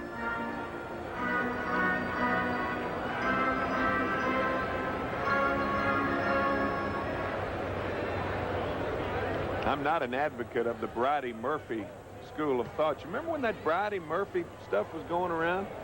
And he said he had lived another life back 20 years ago? Line to right, base hit. Strawberry over, Dunston all the way to third. So the Cubs once again threaten. First and third and one out, and the batter, Jody Davis. Well, Moreland continues his hitting streak as he picks up this base hit, his 15th consecutive game with at least one base hit. The record this year for consecutive games with at least one base hit held by Ryan Dern in the National League, who had 18. Wade Boggs hit in 27. Ryan Sandberg. What'd I say? Ryan Dern. Ryan Dern? You were couldn't thinking hit at all. You were thinking of Bridie Murphy, weren't That's you? right. Sandberg hit in 18 consecutive ball games earlier this year. Ryan Dern couldn't hit because he couldn't see real well. That's right. I think it wasn't scary facing that guy. They said he hit somebody in the on-deck circle one time. Do you believe that? It was me. Cubs have runners at first and third and one out. 1-0 Mets. And Davis had a good hack. 0-1.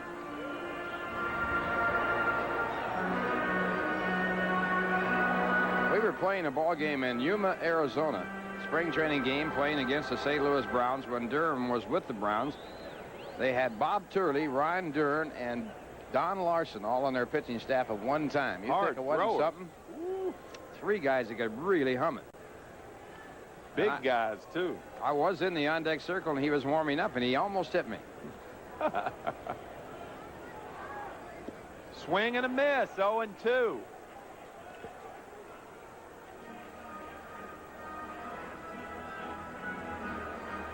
Dwight Gooden has not allowed an earned run in 41 1/3 innings. But the Cubs, with their best chance to score today, first and third and one out, and Davis hitting.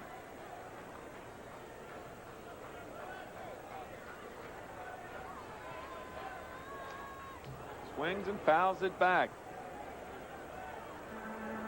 They did have first and third and one out in the second inning, but Abrego was the batter, and he popped to Gooden on the bunt attempt.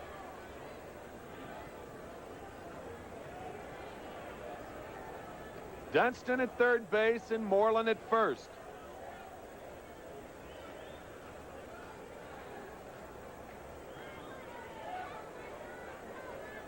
See what Carter flashes. He wants the curve. Now he wants the fastball outside. A catcher will use that finger to indicate. Sometimes the digit will be the fastball into a right-hander, and the pinky will be a fastball away. But Carter, as you see, pointed in. Now he wants it away. And he gets it there, and Davis fouls it away with Moreland running. Still 0-2. Can't believe that Moreland would be running on that pitch. 2-strike count. He's not a base stealer. Well, he's stolen 11 bases this year, but that's twice as many as he had in his career coming into this year. But I agree with you. I don't know where he's going in that play. You do stay out of the double play, but from a percentage standpoint, you want Davis in there hacking.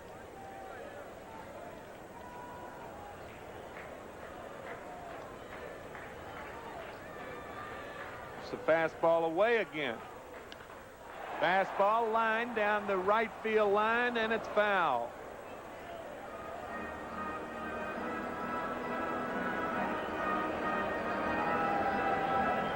Jody big and strong. having an off year, but he does have 15 home runs from Gainesville, Georgia. He and Keith Moreland hunting buddies during the wintertime. They go deer hunting down in South Georgia.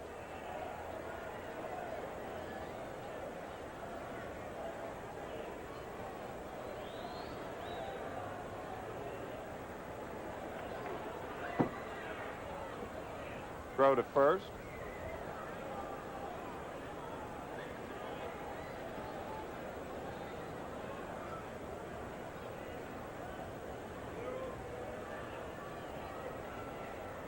Oh, 2, 1 out. First and third for the Cubs. Bottom of the third inning. A gloomy, dreary day here at Wrigley. Curveball, see you later. Second strikeout for Gooden, and it came in a big time. Well, he struck out Leon Durham on a curveball looking in the second inning, and now getting a big out here as he gets Davis on that curve. And with Leon Durham hitting Ralph, that trivia question one more time. On this date in '62, the Braves tag a 6-3 loss on Roger Craig. Why was that so significant? It was his 18th consecutive loss. That's a good guess, and it probably was. Fastball grounded to second, and Backman over to Santana. So the Mets are out of it, and I'll give you that answer. It was the Mets' 118th defeat of the year, the most of any team in the modern era. Well, it's 1-0 Mets after 3, and we'll be back after this word from Eastern Airlines. Eastern's theory of flight and its effect on performance. How do you make an airline fly better? You bring your employees on board. That gave us a real lift. You reduce drag. Everybody knows it's a drag to change planes in Chicago, so we fly through Kansas City. And no one likes paying high prices. So we engineered the Moonlight Special. Fare so low you can fly coast to coast for the weekend. Is our theory working? We're flying right off the charts. And when people ask, hey, Frank, how's the airline doing? I say in a... Chrysler creates a hot new laser to melt the competition. The new Laser XT. When the heat hits the street, it's gonna knock you off your feet. Hotter performance than Mustang SVO, Camaro Z28, Toyota Supra. Chrysler Laser XT. Because the competition is hot, we had to be hotter. Get 7.5% financing or cash back at your Chrysler Plymouth dealer today. Give me a light. Go! Bud Light. If you just ask for a light beer, you never know what you'll get. Give me a light. Bud Light. So if you want the less filling light beer with the first name and taste, don't just ask for a light beer. Give me a light. Ask them to bring out their best. Bud Light. Bud Light. Thank you. Because everything else is just a light. Top of the fourth inning. The Mets lead 1-0. Dwight Gooden dodging all sorts of bullets. The Cubs have stranded 3 through, or make that 6 through 3 innings. And to carry through the play-by-play, Steve Zabriskie. Steve-O, welcome. Thanks a lot, Tim, and hi, everybody. Strawberry, Heap, and Johnson to face 23-year-old Johnny Abrego as we go to the top of the fourth. Abrego has given up the 1 run on 5 hits, struck out 2 and walked 1. And Darrell, who singled his first time up, takes the ball.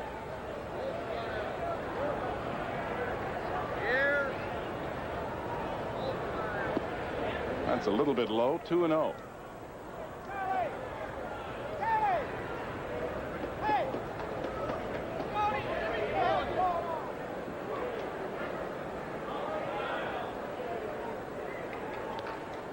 Foul back right at us. Don't be laughing either. I had some coffee. I know. Headed right for my coffee cup. And the coffee cup was headed right for me. You got it. 2-1. 3-1 now. What was that pitch? A funny looking thing. Looked like a squirter. Squirted out of his hand. Tweezer pitch. Grounded to second. Sandberg.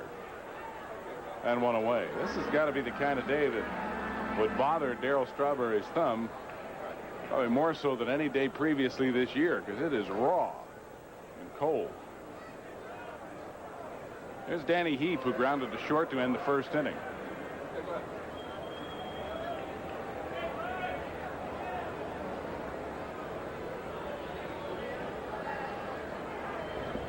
In the dirt with a breaking ball. Ball one. You know, you look at the sky here, and we've had some nice shots of the sky. And it belies the fact that the leaves haven't all fallen off the trees yet. 1-1. You look at that sky, and it looks like it's wintertime. Mm-hmm. The sun has not soaked or sucked the chlorophyll out of those leaves, right? That's what it does. Isn't that what caused the colors, the pretty colors? Right. No, it's not producing anymore. Well, it won't be long before the leaves are gone, I'll tell you. Well, they change colors first. Well, that's true. I love the autumn. Isn't it a beautiful time of year? I love days like this. Well, you're weird. This is cold. What do you mean I'm weird? What kind of comment is that to tell your colleague? Your aspiring, respected colleague like me that I'm weird. You'll be hearing from my lawyers tomorrow, pal, calling me weird on national television. No offense intended. Oh, no. Just no, that's a compliment. Most people like it warm. Well, that's true. You like it cold. I do like You're it different. Well hit to left. Hatcher can't get there, but holds Heap to a single. Poor choice of words on my part. You're different. Good piece of hitting by Heap, though. Brago ran the count to 1-2, and then Danny waited for that 3-2 fastball and didn't try to pull it. Brago's impressive. He comes right at you. Done a good job so far. Howard Johnson grounded to first baseman Leon Durham to open the second inning. Heap at first with one out. And Johnson takes a strike on the fastball. Mets leading 1-0. It's been a precarious 1-0 lead. A weird game so far, right? Starting with the top half of the first inning when the Mets got one run on 4 hits and 2 errors. That's weird. That has become the keynote word for today. Well, I mean, it wasn't until you called me weird. Now I'm probably going to crawl into a shell. Crawl into a cocoon. I saw that movie last night that you suggested. What a great movie that was. That's that's a lot of fun. Well cast, well acted, well directed. Weird movie, though. It was weird. I've really started something now. On the corner, Hojo doesn't like the call. But it's 1 ball, 2 strikes. Ralph Kiner is diving into his 3rd cheeseburger of the afternoon. Got to do something to stay warm. Well, the basic gut bombs here at Wrigley Field. Next week we can have one in St. Louis. Just outside, 2-2. I had a couple myself before the game. Bill Webb has had 2 hamburgers and a hot dog so far today. How about you? I had 1 hot dog. Okay. I have been spared the pleasure of a gut bomb. They're weird. That's weird that you only had 1.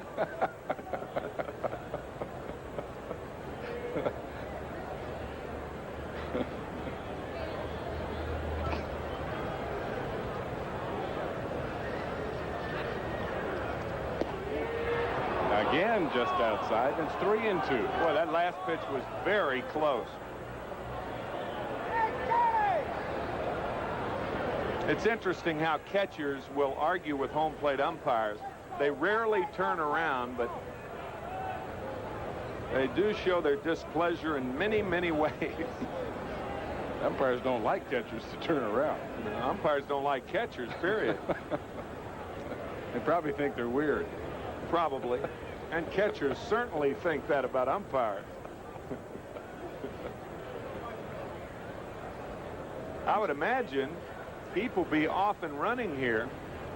That's with a 1-0 lead and looking for more. Not going, and it's a base hit to left field. So Heap stops at second. Back-to-back singles after one out here in the fourth for New York. Runners at first and second. I think we've had two examples, or really three examples, of what to do with that outside pitch in this inning. Darryl Strawberry led off the inning with a ground ball to second on an outside fastball. Heap and Johnson followed with two singles to left field on the outside fastball. And that's really why hitters have to use all parts of the field which to hit. If you try to pull that outside heater, generally speaking, you will play pepper with that second baseman if you're a left-handed hitter, and the shortstop if you're a right-handed hitter. Activity in the Chicago bullpen. Ron Meredith up and throwing.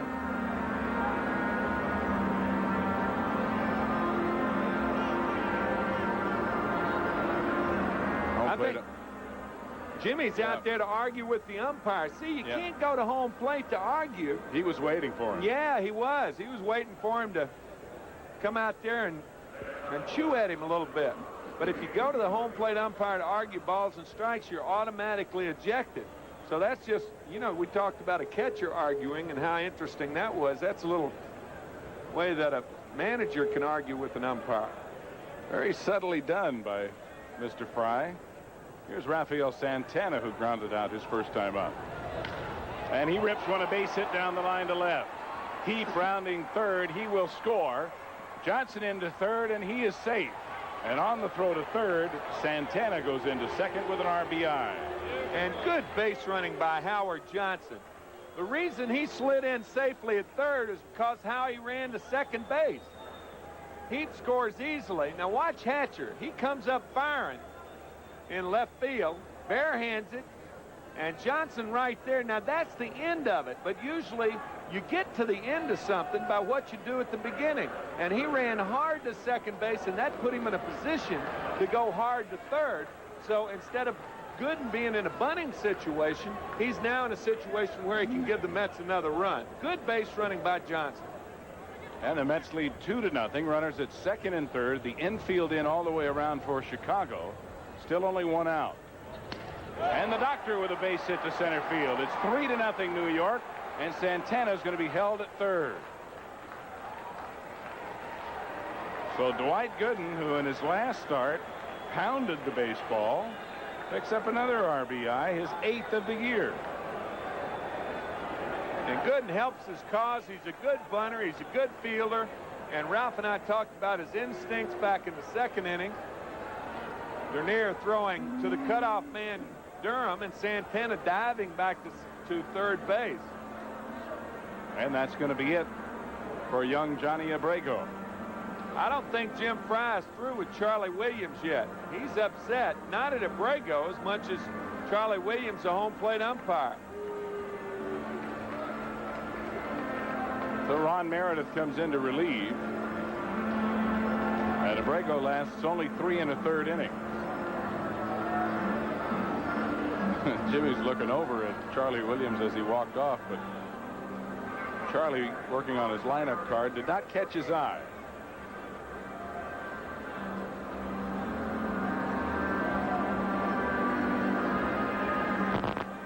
Well, fans, make sure you're up to date on all the latest in news, weather, and sports from the Channel 9 News team on News 9 Primetime tonight at 8 o'clock. Getting darker here, isn't it?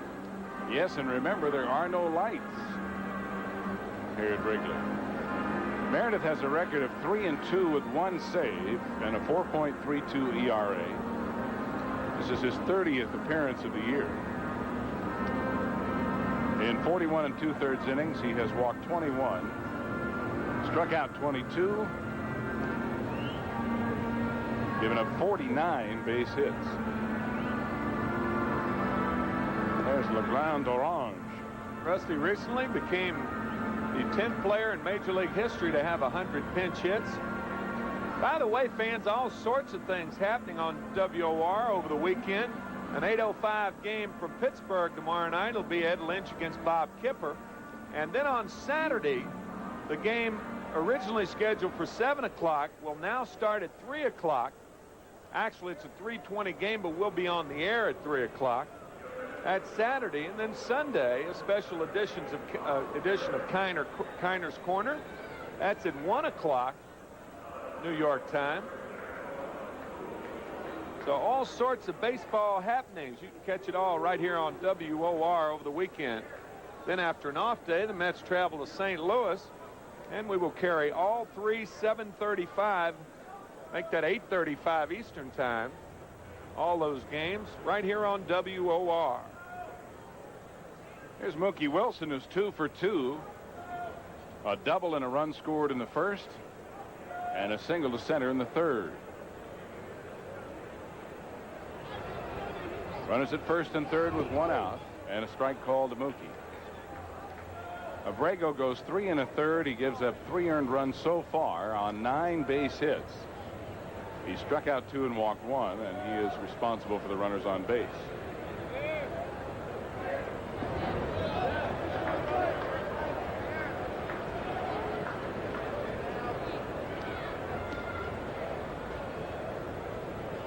Durham holding Gooden on at first base. Then your middle infielders are playing halfway, and that will give them a play at home because you're not going to double up Mookie Wilson on just a routinely hit ground ball. It's got to be hard. That's outside. 2 balls, 1 strike.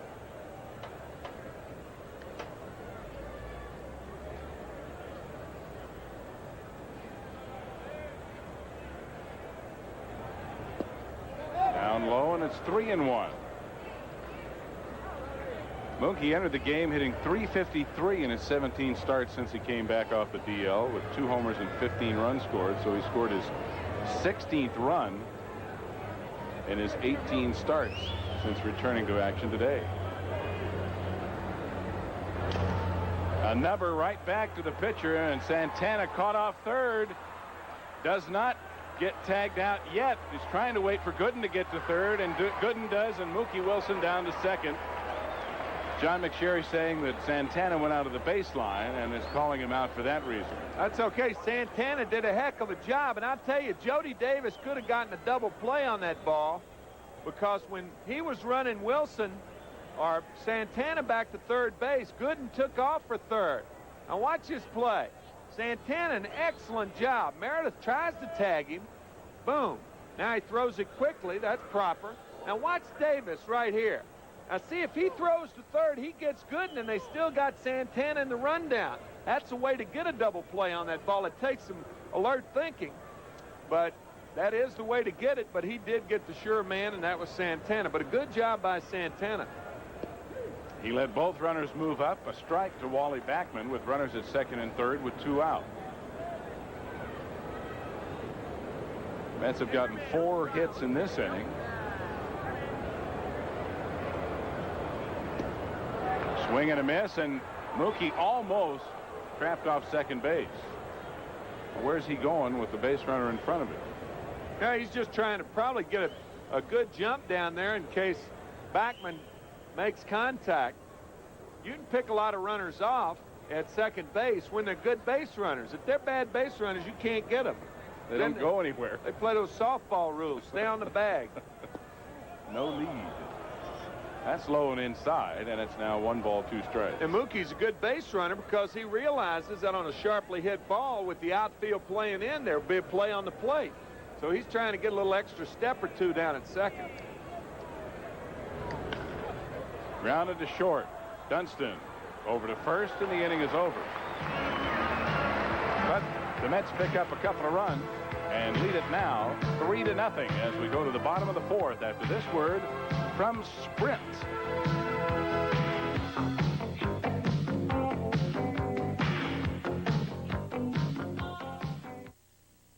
Are you just a number to your phone company? 973 blah blah blah. Well, you're number 1 to Sprint. You're important to them. I'm not kidding. You can talk to them anytime. A real person. 24 hours a day, 7 days a week. They're there. And Sprint spent $1 billion last year to make sure you come through loud and clear. It's your choice. You can be somebody to Sprint or a big zero to somebody else. Call Sprint. Find out about it. Your financial picture, it's brighter than ever before. But to get where you want to go, you need more than traditional banking. We're Manufacturers Hanover. We'll introduce you to a world of advanced financial services. From banking at home to personal money management, we'll help speed you toward your financial goals. Manufacturers Hanover, the financial source worldwide. This is News 9 Update. Good afternoon, I'm Robert Miller. Hurricane Gloria is aiming her 130-mile-an-hour winds at North Carolina. They could hit land there tonight. Thousands of people have fled inland. A hurricane watch is in effect all the way from Cape Romaine, South Carolina to Cape Cod, Massachusetts. And gale warnings are now in effect in the New York, New Jersey metropolitan area. We will have team coverage, including storm precautions in our area, on News 9 prime time at 8.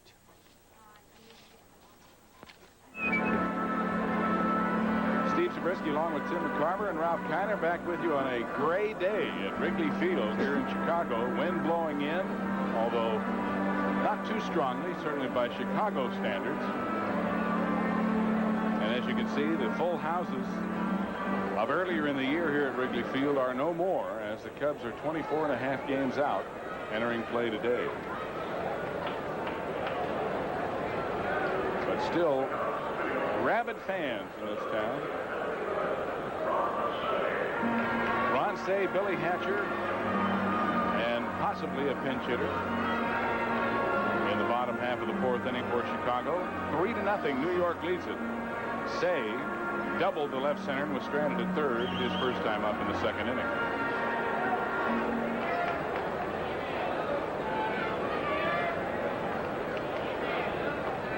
Fastball a little bit high, ball one. Say needs one more home run to have 20 on the year, and that would give him at least 20 home runs for 10 straight seasons, not counting the strike year of 81. Popped up into center field, Mookie Wilson calling. One away here in the bottom of the fourth. Activity in the Chicago bullpen once again as Steve Engel is up and throwing, so you can look for a pinch hitter after Billy Hatcher. Hatcher singled to left in the second.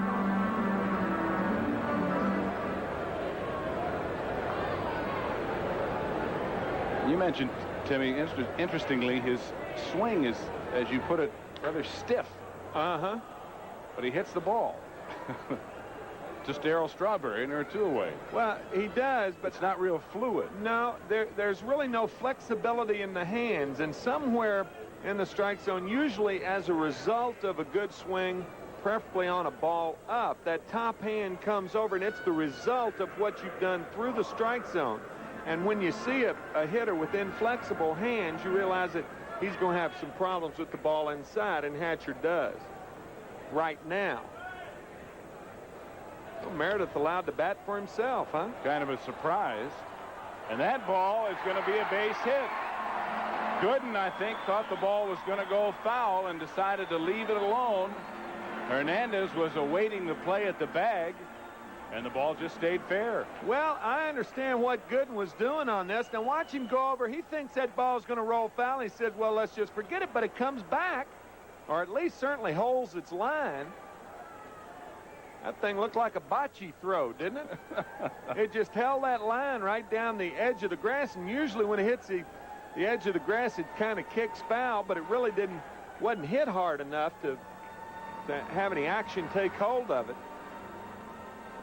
So it's an infield base hit, the sixth, and the first hit for Johnny Abrego. Does this mean the relief pitchers are getting ready? What's going on? Meredith just hit for himself. There was a fireman in the bullpen, but he sat back down. They do things up in a big way here in Chicago. Some places have golf carts. They got real fire engines. Yeah, that's right. Johnny Abrego's first major league hit. And here's Bob Dernier, who's 0 for 2. And he skies one into right center field. Mookie Wilson and Darryl Strawberry over, and Strawberry makes the catch. So a single and one left in the fourth inning for the Cubs. And the Mets still lead it 3-0 here in Chicago after 4. We're back after this for Bud Light. If you just ask for a light beer, I'll have a light. You never know what you'll get. That's me packing the car. Best vacation ever. Here's Rock City, Texas, L.A., all in 3 days. Bud Light. Here I am in Death Valley. That's me looking for water. So if you want the less filling light beer with the first name and taste, wait, there's more. Ask for Bud Light, because everything else, give me a light, is just a light. That's me packing the car. Best vacation. Are you as happy with your car as these Nissan Sentra owners? The Sentra drives super. It is the easiest shifting car I've had yet. It's absolutely wonderful. It feels great going around the corners, and it really hugs the road.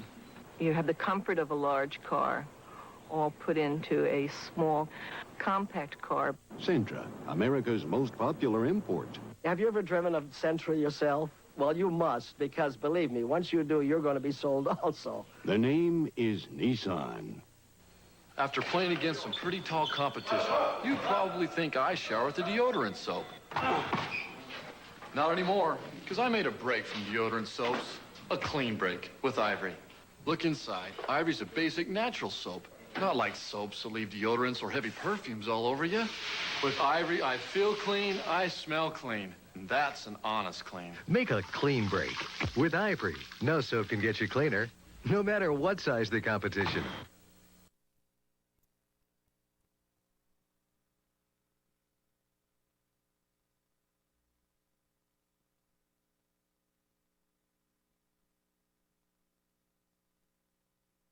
Games and kissing with Richard Dawson on Family Feud tonight at 8:30 here on Channel 9. Well, he does a lot of kissing on that show, doesn't he? Yes, he does. What I've heard, anyway.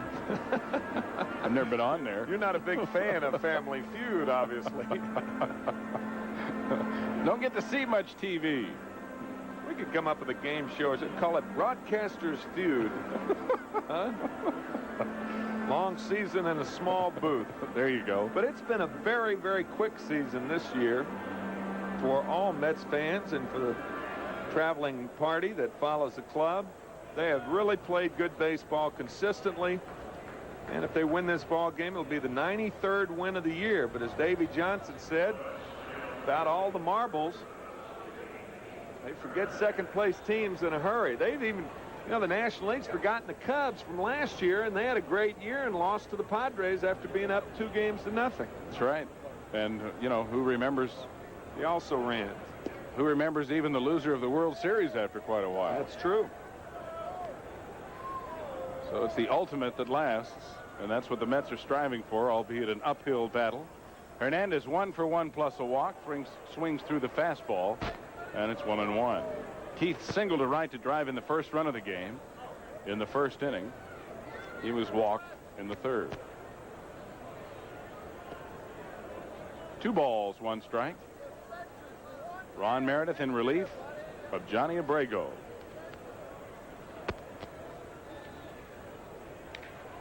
And Hernandez lofts it into left center field. Well, left field now as Hatcher comes on and makes the catch as the ball was slicing toward him, 1 away. And here's Gary Carter, who's been held in check so far today. Gary is 0 for 2. He flied to right and struck out swinging.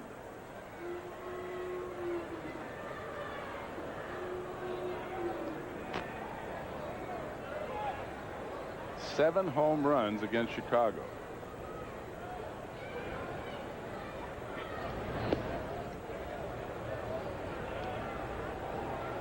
Here was 7 weeks ago. They're talking about operating on Gary Carter's knee. And had the strike been prolonged more than just 2 days, they probably would have. That's right.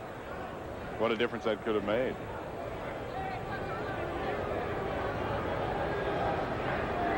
Home runs, 33 RBIs in his last 25 games. He's driven in 54 in the last 53 games. 14 home runs in 25 games. Now, you know, I'm not real big on stats for stats' sake, but I mean, that's a tear right there. And that's one reason he has been on base a lot. He's walked a lot lately, too, because he has been so hot. Well, that's more than coincidence, because that means he's been selective with his pitches, and when he's gotten them, he hadn't fouled them back, taking them deep. Darryl Strawberry 1 for 2. Single in the first, grounded out in the third, and swings and misses for strike one. 25 days is 5 or 6 days less than a month, and that's quite obvious. But what isn't quite obvious is that Rudy York had 18 home runs in the month of September. Ralph Kiner passes that note along. That's kind of a tear, I'd say. Didn't Willie Mays hit 17 in September one year? 65 or something like that?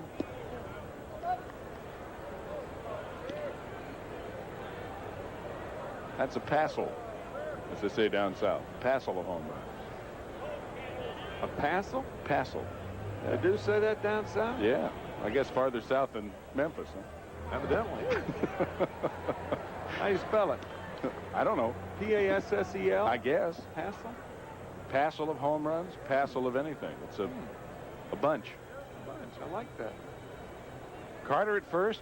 1 out, 1 ball, 2 strikes on Strawberry, and a breaking ball, and a good one, and strike 3. First strikeout for Meredith.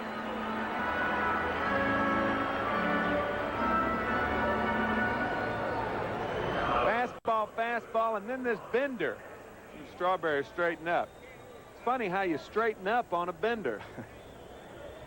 He was set up for it perfectly. Sure was. Danny Heap is 1 for 2, singled to left center and scored in the fourth. And that's inside, ball 1. Danny entered the game hitting .319 over the last 34. And it's 1-1.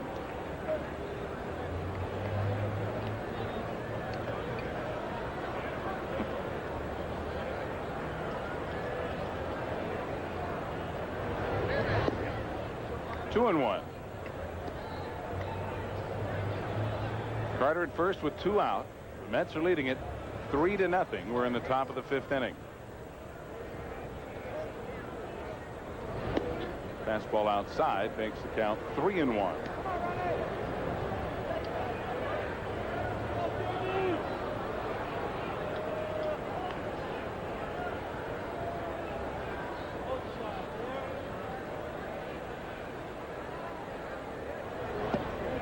And ball 4 is low. So Heap's walk pushes Carter to second base. First and second with 2 out for Howard Johnson.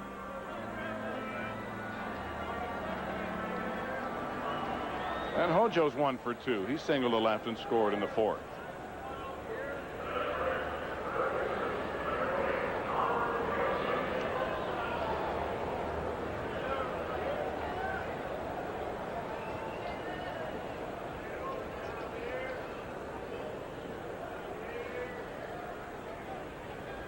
Johnson with 2 home runs this year against Chicago.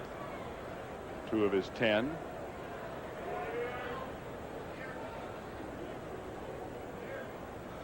But he'd have to turn that wind around pretty strongly today, as it's really started to pick up a little bit more now, blowing in from left center field.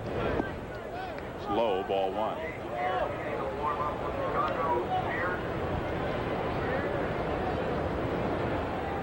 There's Dave Beard, the right-hander, starting to warm for Chicago.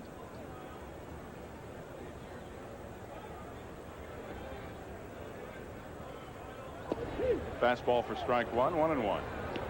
Usually if the wind's blowing in like this in most stadiums, if you hit it low, you can get it under it. But Wrigley Field here, you can't hit it low enough to get it under the wind and over the wall.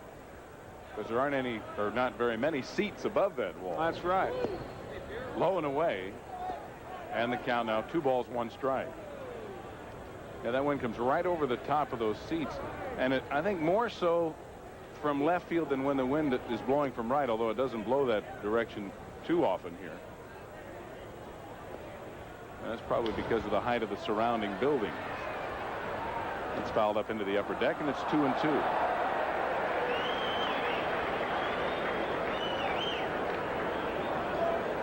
But National League Baseball will change forever once they do quit playing in this park, and eventually they will quit playing in this park. Well, I suppose so.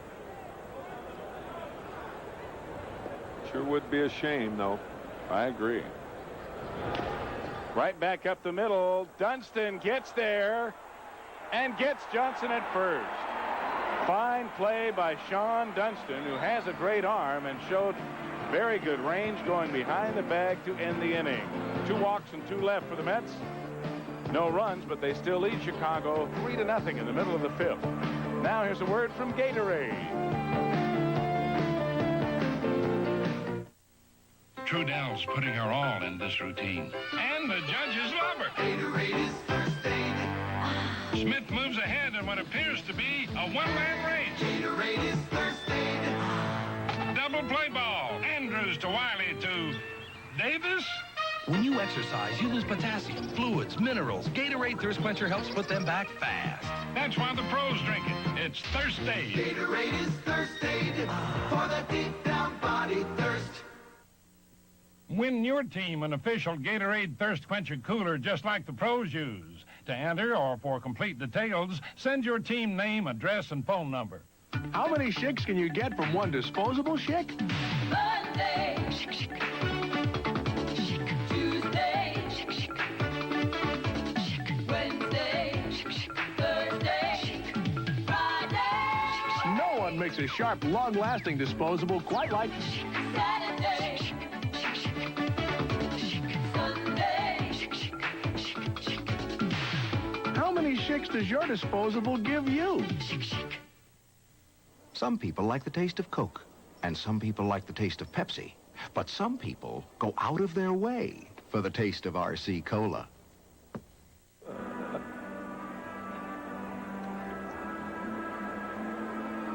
Back here at Wrigley Field with the Mets leading 3-0, trying to catch those red-hot Cardinals. After today, just 9 games remaining in the season to decide the National League Eastern Division crown. And as we go to the bottom of the 5th, back in to call it, Tim McCarver. Now, one more look at that play that Sean Dunston made on Howard Johnson. Johnson not getting out of the box. Well, that was some kind of play. Just getting him at first base. Look at that extension. Good footwork, and he has got a gun. That might be his strongest asset, his arm, Steve. I'd have to say so. And he's improved defensively from when he was up earlier in the year. And the biggest problem for him, of course, is at the plate. And he's improved in that department as well. And here he is. The man about whom we are talking. He's 1 for 1 with a walk. Fastball up and in.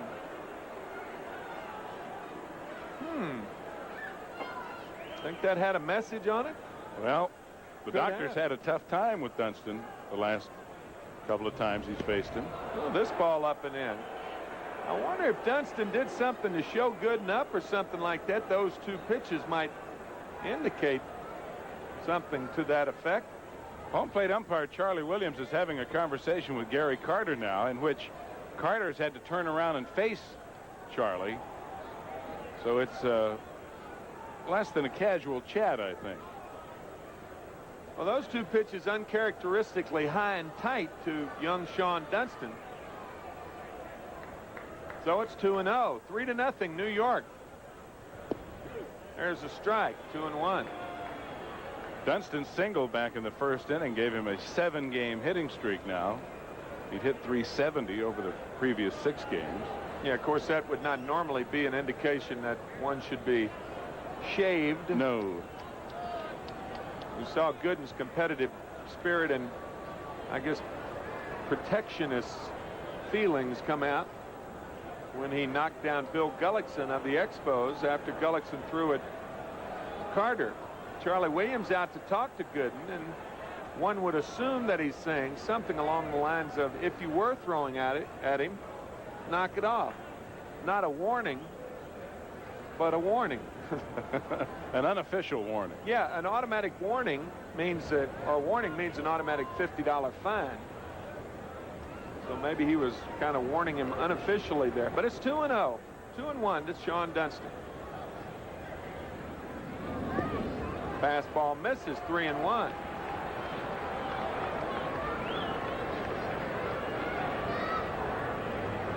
Gooden has now gone 43 innings without allowing an earned run.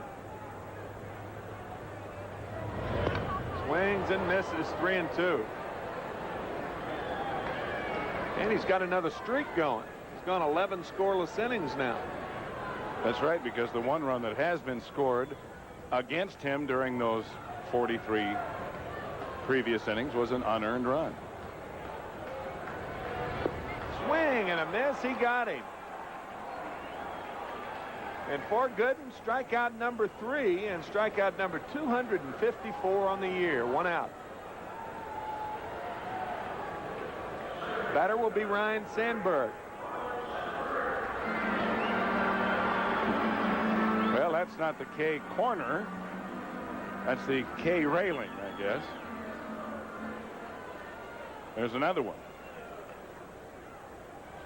Sandberg 1 for 2.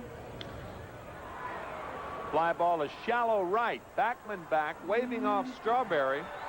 2 out. Gooden did allow a run in the first inning of his last start last Saturday against Pittsburgh. And since that time, he has worked 12 2/3 innings, 11 2/3 innings of scoreless ball. His only loss since May 25th has come August 31st against the Giants, when he gave up 2 runs in 6 innings. Lost that game. They really walloped him in that game, 3-2. 0-1. Well, you could put out a litany of near records and club records and streaks and statistics about the season that the doctor is having this year. 22-4. Look at that curveball inside, 1-1. I think that one of the most impressive things about him most recently has been his adaptability to the days when he doesn't have his good stuff, where the conditions are not good, and he has become a pitcher instead of a thrower. 2-1.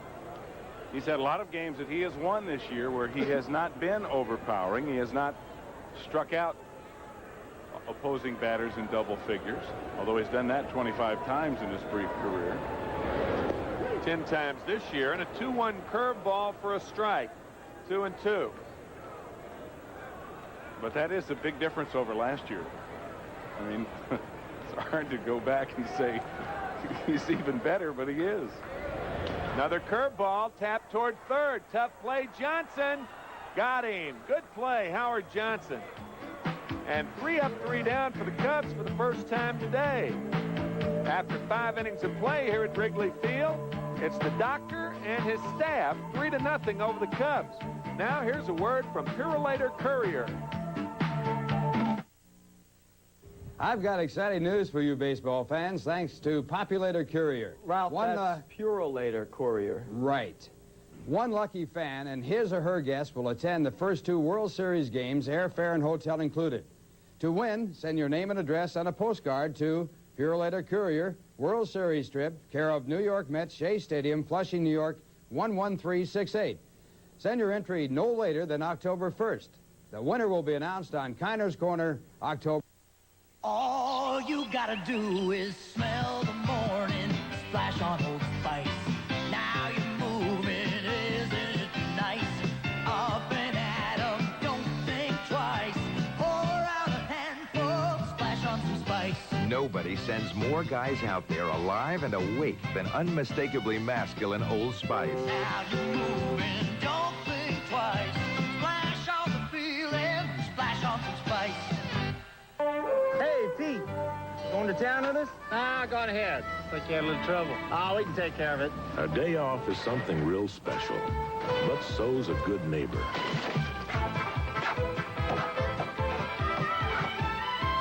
Going into town with us, Pete? Push. Head for the beer brewed natural as a mountain stream. for a taste as smooth as its name. Bush. Head for Bush Beer. Head for the mountains.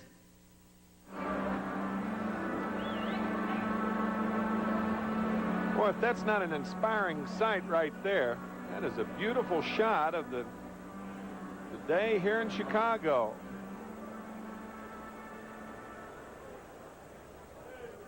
Raining earlier this morning here in Chicago. Similar day yesterday where the Mets lost 5-4 in 9 innings.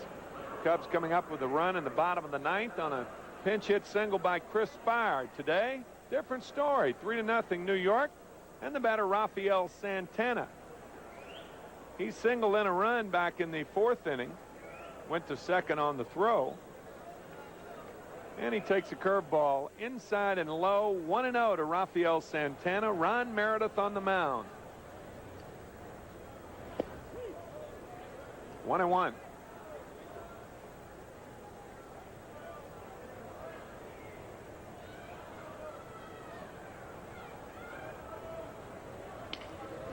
Jams him with a fastball. Dunston again.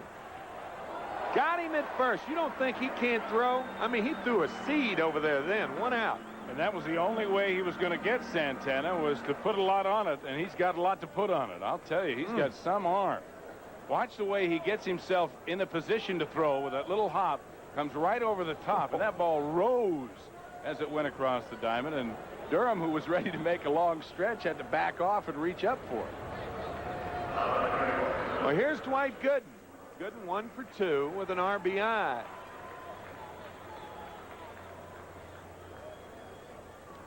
And a bunt attempt, and he bunts it foul. Dwight Gooden with 21 hits. It's the most ever by a Met pitcher. Tom Seaver had 18 back in 71. I wonder if the wind was blowing out today, if Dwight would have been trying to bunt for a base hit. Another jammer, another one to Dunston, and the sure throw this time gets him. So Dunston's had a busy day. 2 out. Dunston with 5 assists now. Make that 6. And Mookie Wilson will be the batter. 2 out, nobody on. The Mets on top 3-0. Mookie 2 for 3. Scored the first run of the game after he doubled.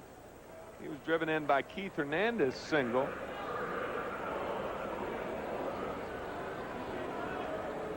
Tough year for Jim Fry. All the injuries that he's had.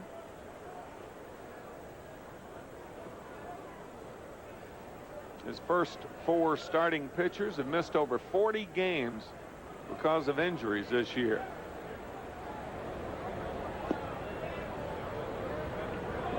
Two 2-0 to Mookie Wilson. There was some talk about Sutcliffe starting for the Cubs tomorrow, but now apparently that's been put on hold. Mookie swings and misses at ball 3, so it's 2-1. So maybe Sutcliffe is not 100%, and I'd have to believe that with the Cubs being out of it this late in the season, why risk further injury to Sutcliffe? Grounder just foul down the line. So it's 2-2 to Mookie Wilson. Only action this afternoon in either league. Cincinnati over Atlanta 6-1. Cincinnati's having a whale of a year under Pete Rose. And the big game tonight in St. Louis will be John Tudor against Kevin Gross. It's a good matchup. Kevin Gross, the ace of the Phillies staff. Another one toward Dunston, but Say cuts it off and just gets Mookie Wilson. So Ron Meredith doing a good job in relief of Johnny Abrego. He retires the Mets in order here in the 6th, and after 5.5, it's 3-0 New York. Now here's a word from Newsday.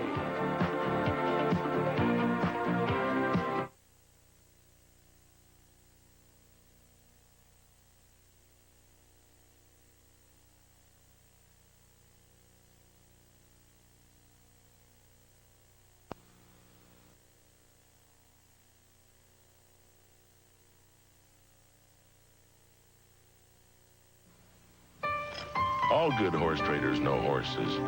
The best ones know cowboys, too. He needs a little work, but the price is firm. He's worth it. but I'm a little short. Just pay me half now, and if I don't hear from you, he knows his way home. Bush. Head for the beer brewed natural as a mountain stream. For a taste as smooth as its name. Bush. Head for Bush beer. Head for the mountains.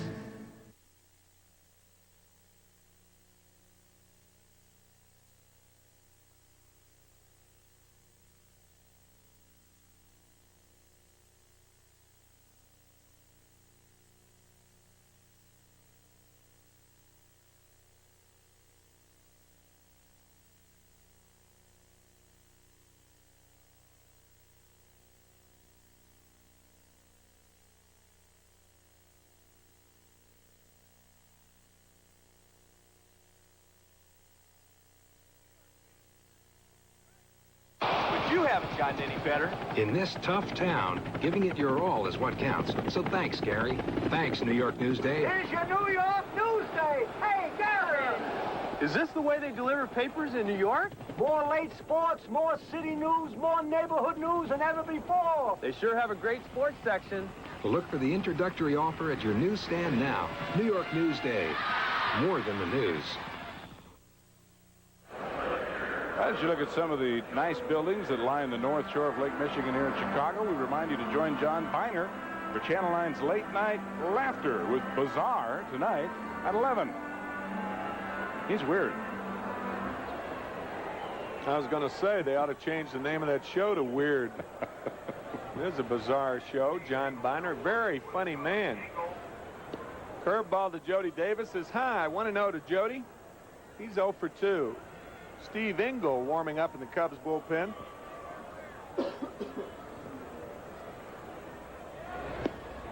Two 2-0 to Jody Davis. 3-0 New York leads. The Cubs with 6 hits, the Mets with 9.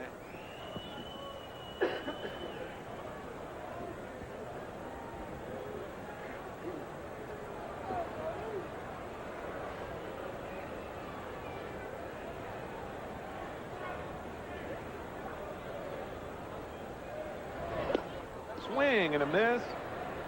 2-1 to Jody Davis.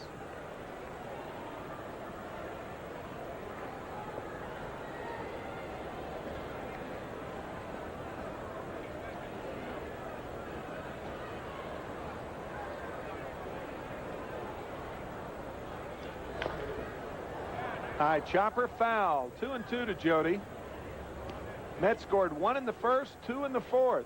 The Cubs had base runners in the first 4 innings. I mean, good chances to score in innings 1, 2, and 3. They stranded 6 through the first 3. You don't get many second chances against Dwight Gooden. That's a motorized cart. Oh, no, there he is. I thought that thing was a runaway. Base hit up the middle. A solid single to center by Jody Davis. And he's the leadoff runner here in the 6th inning, and the batter Leon Durham. Dwight Gooden has had some balls hit pretty hard off of him today, but so far has managed to survive unscathed. However, that's the leadoff runner aboard for Chicago. That's also the 7th hit for the Cubs. Leon Durham, the batter. Leon has struck out and grounded to second.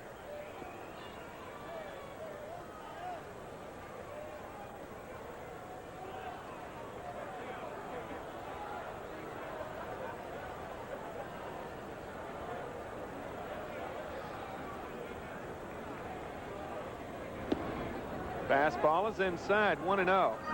Steve, Dwight Gooden has not given up this many hits since back on August 20th when he gave up 7 to the Giants in a win at Shea.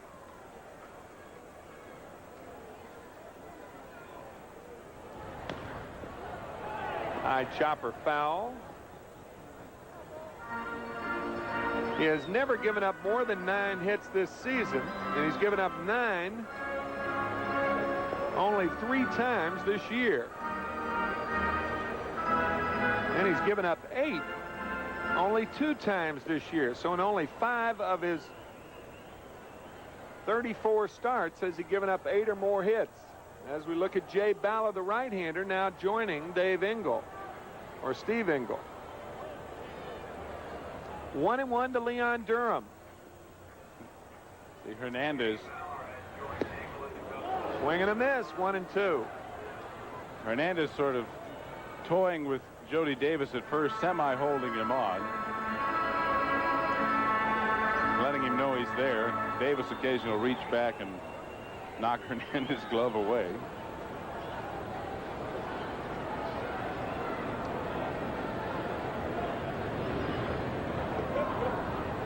Curveball misses, 2-2. Gooden has struck out only 3 this afternoon. He's walked 1.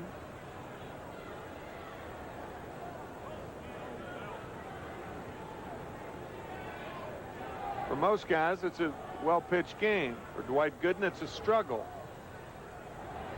Curveball outside and low, 3-2. This is the kind of day when Dwight might be inclined to have more of a problem because he prefers the warm weather.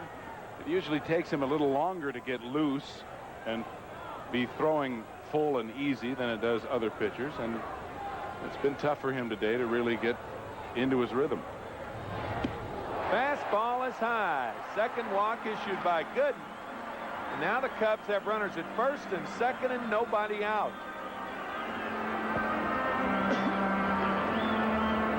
And the batter, Ron Cey, with good power. But remember, the wind is blowing in. Blowing in from left field. Cey has doubled and flied to center.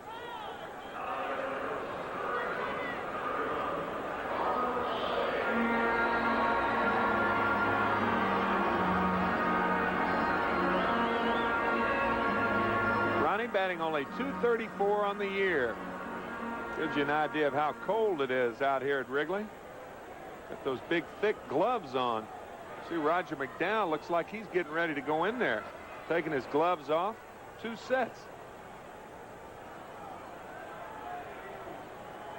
Start tying your shoes a little tighter. Curveball is low.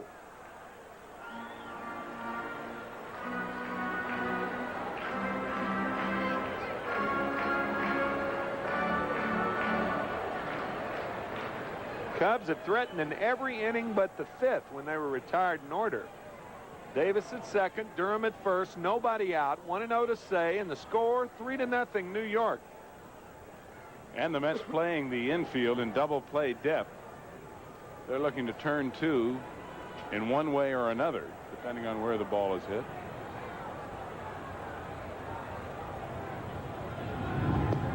Right on the corner, 1-1.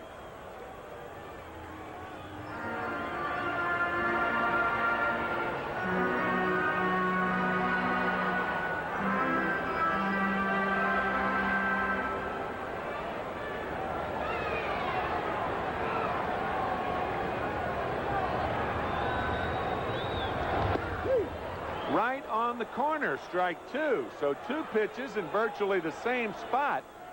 And it's 1-2 to Ron Cey.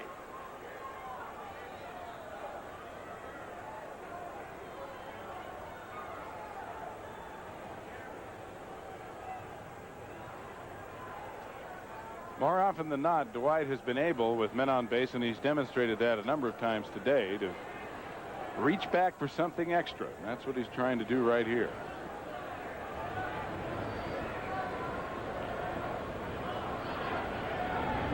Curveball missed. 2-2.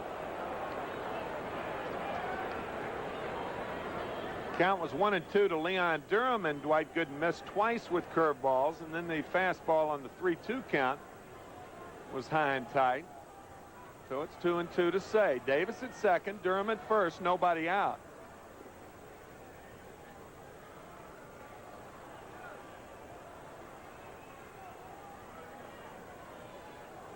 St. Louis Cardinals' magic number is 7 now. Any combination of Cards wins and Mets losses that get to 7, and that's it. The Mets are trying to prolong that and possibly catch the Cardinals. They do have their work cut out for them, but we've seen stranger things happen here in the National League and in the other league too.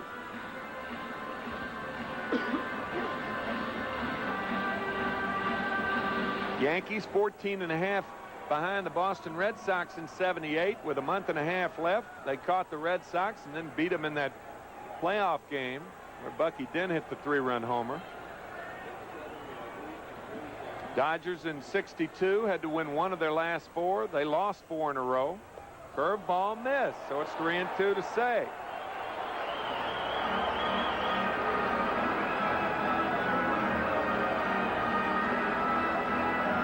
Astros in 1980 going into Dodger Stadium. They had to win only 1 game. They lost 3 in a row and then won it on Monday in the 1-game playoff. A lot of strange things can happen. Pop fly right side in foul territory, and it's going to be out of play. So it's still 3-2 to Say.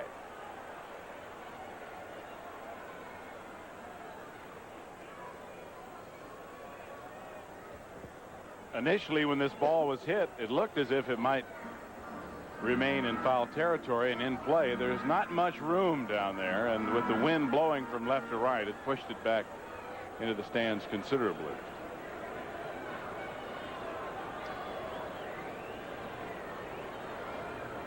Nobody out. Cubs have runners at first and second. 3-0 New York. Bottom of 6.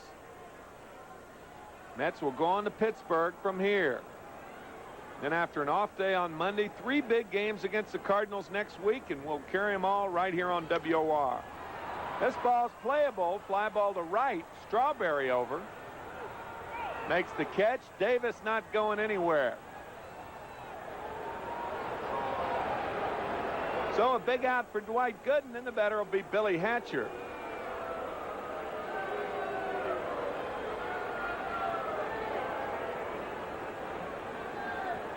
And the Mets are going to have another little infield conference. Hernandez asking Carter to come on out as they talk over how they're going to play it now with 1 out. Well, that's interesting because there's not but one way to play it. Double play. Yeah. Maybe talking about the possibility of a bunt with Hatcher. That requires only 1 guy, and that's Howard Johnson.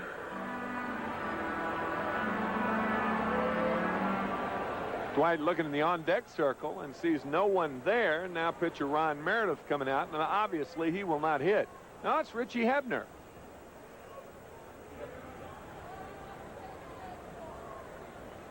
Hatcher 1 for 2 on the afternoon. Fastball right on the corner.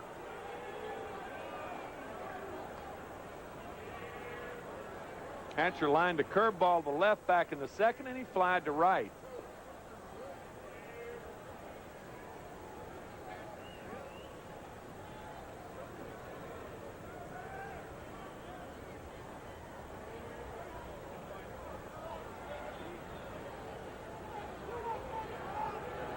In that Pittsburgh series, by the way, Mets will be facing Bob Kipper, Bob Walk, and Lee Tunnell. Foul ball, 0-2 to Billy Hatcher. The Mets will be sending Ed Lynch tomorrow night, Rick Aguilera Saturday afternoon, and Sid Fernandez on Sunday. Then they'll have the big guns. Dwight Gooden moving ahead of Ron Darling in the rotation. Pitched the first game in St. Louis Tuesday night, and then Darling will be working on Wednesday. That is to give Gooden the extra day, so if necessary, he'll pitch the last day of the season. 0-2 to Hatcher. Fouls another one away.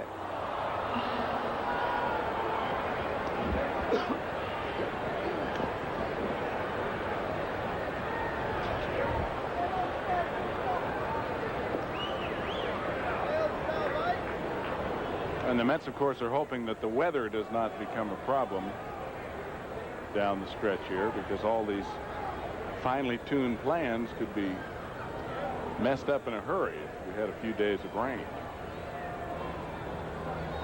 Forcing them into a doubleheader situation. Right. Swing and a miss. He gets Hatcher on the fastball. 4th strikeout for Gooden. And with 2 out, the pinch hitter for the pitcher, Ron Meredith, Richie Hebner. Well, here's some straight gas from the doctor. And he just has that ability to rear back and fire with even a little more than normal when he has to. Richie Hebner had a great line while the Cubs were hitting before the game. He said, you know, the Mets might win 98 games this year. Very quite conceivably could win 98 and lose the thing. He said, if they'd have told you that in spring training, you'd have said people were crazy.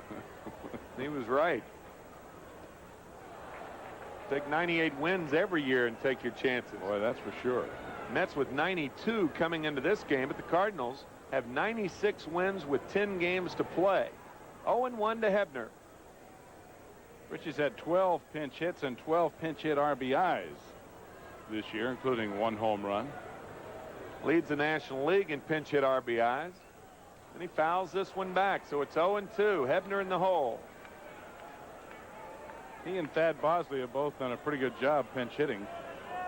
Bosley has 19 pinch hits, and that leads the league in that department. And in about a month, Richie will be involved, just getting started on his winter job. Digging holes in the ground. Told me before the game that he's got to make sure he digs enough of them before the permafrost sets in. Well, he goes down on strikes here. For those of you who don't know, Richie's a grave digger during the offseason. Quite appropriate hitting against Dwight Gooden because he's buried some National League hitters this year. No runs a hit, 2 left here in the 6th. And it's 3-0 New York after 6. Now here's a word from Bush Beer. Being an all-round cowboy isn't always a case of throwing a perfect loop. Sometimes it's a sack of potatoes. And when you're ready for a second opinion, Bush. Head for the beer brewed natural as a mountain stream for a taste as smooth as its name. Bush. Well, that was really good. Want some more? Sure. Head for Bush Beer. Head for the mountains. Financial opportunity. For the swift and sure, the rewards have never been greater. We're Manufacturers Hanover. We keep your business on the cutting edge of financial opportunity. From cash management systems to financial engineering, we can tailor a strategy with vision to move your business towards its financial goals. Consider the source. Manufacturers Hanover. The financial source. Worldwide. Eastern's theory of flight and its effect on performance. How do you make an airline fly better? You bring your employees on board. That gave us a real lift. You reduce drag. Everybody knows it's a drag to change planes in Chicago, so we fly through Kansas City. And no one likes paying high prices. So we engineered the Moonlight Special. Fare so low you can fly coast to coast for the weekend. Is our theory working? We're flying right off the charts. And when people ask, hey, Frank, how's the airline doing? I say in a word, zoom. Back at the friendly confines as we go to the top half of the 7th inning. New York and Dwight Gooden out in front of the Cubs. 3-0. And as we go to the 7th, the new pitcher for Chicago, and back in to call it, here's Ralph Kiner. Okay, the new pitcher is Steve Engel. He has a record of 1 win and 5 losses. He has no saves. An earned run average of 6.04. This is his 10th ball game. His 2nd time in relief. He has worked 47 2/3 innings. He has given up 60 hits while walking 25 and striking out 27. And Engel will be pitching to Wally Backman as his first batter.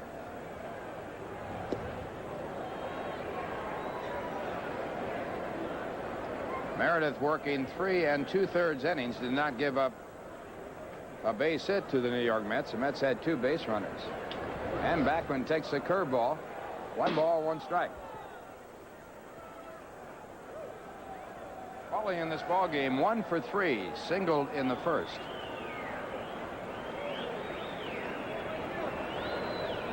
Engel from Springdale, Ohio, and strike 2, 1-2. He was the Cubs' 5th round selection in the June 1983 draft. and this is first year in the major leagues. And the breaking ball. 2 balls, 2 strikes. And there you see Rick Sutcliffe, tomorrow's pitcher. Outstanding year for the Cubs last year. Lost only 1 ball game. That was to his former club, the Dodgers. And John Tudor of the Cardinals doing pretty much what Sutcliffe did last year, this year for St. Louis. And Backman struck out, batting left-handed against the left-hand pitcher. That'll bring up Keith Hernandez. Well, Wally has struggled since abandoning his switch hitting a little bit against left-handers, and that's indicative of that at-bat, not just that one pitch, indicative of that struggle he's been having. Hernandez in this game 1 for 2 with a walk. And he has the game-winning RBI at this point in the ball game, with the Mets leading by a score of 3-0. Keith has set a new major league record for game-winning RBIs with 23. Has a chance to pick up 24 here in today's ball game. And that pitch he called strike. It's 1-1. I think Keith had an interesting comment, Ralph, after he broke that record with his 23rd. He said that it'd be interesting to go back and look, since the institution of that record, how many game-winning RBIs have come from the 7th inning on. That would be a more meaningful stat. Ground ball to the second baseman Sandberg, and is sort of first base for the out. So Engel has retired his first 2 batters, and now will take on Gary Carter. Carter 0 for 2 with a walk today.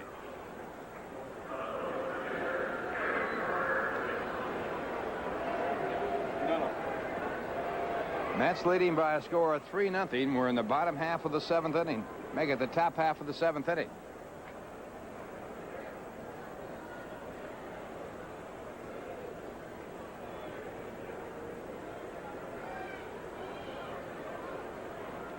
Engel started his pro career in 1983.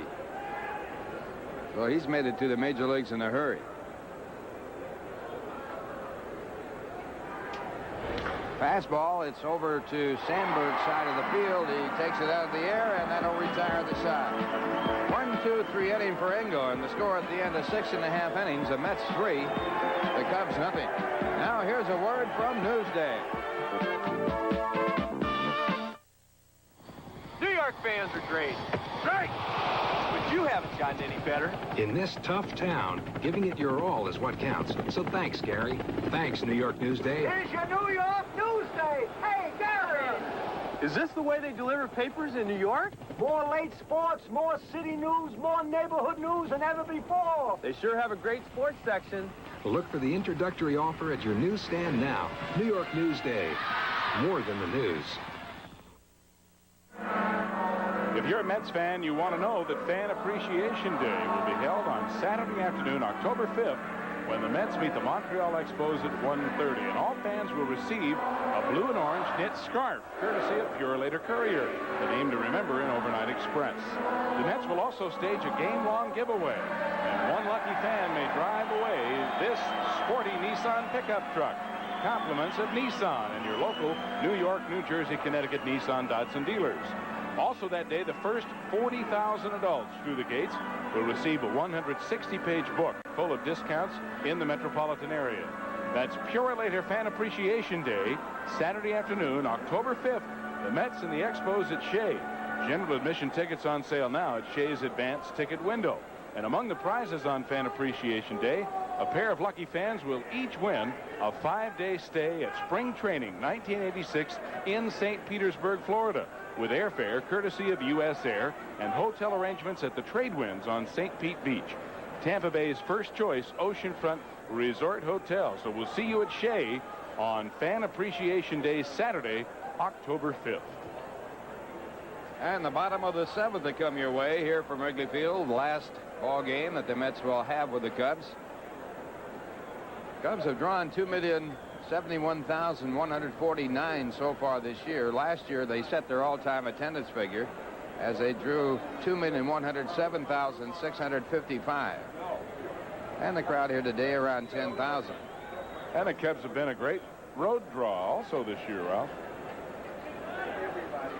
Exciting looking ball club. Of course, they almost got to the World Series for the first time since 1945 when they had a 3-0 lead in the 6th inning with Sutcliffe on the mound in the final game with the Padres, but the Padres came back to win it by a score of 6-3, and the Padres went to the World Series with Detroit.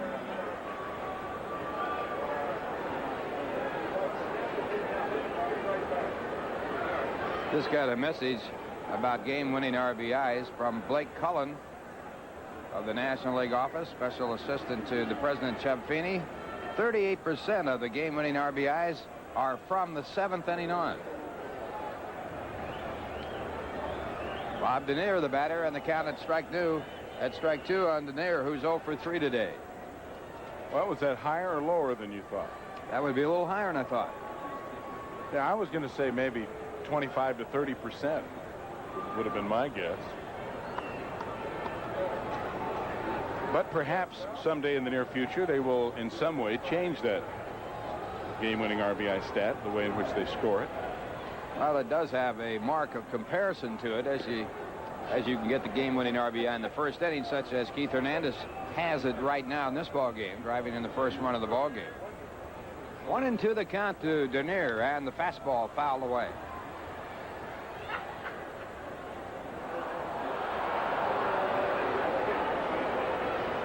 Of course, a game-winning RBI is not awarded in every ball game because if, for example, a tie game were to be broken, if a run scored on a wild pitch or an error or something along those lines, there wouldn't be any. And a ground ball at Backman, and it's off his glove and out into shallow right field. So Denier on an error. And once again, the Cubs have runners on base. This ball is smoked right at Wally. And it really doesn't have much of a true hop to it. Backman tried to stay with it, and it came up and hit him right on the heel of the glove or the wrist, and it will be an error on Backman. That is only the 6th error made by Backman all year long. And it brings up Sean Dunston, who's had a base hit and 2 official times up, also has walked.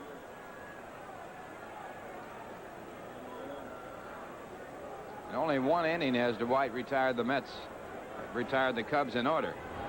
And the fastball to Dunston fouled off.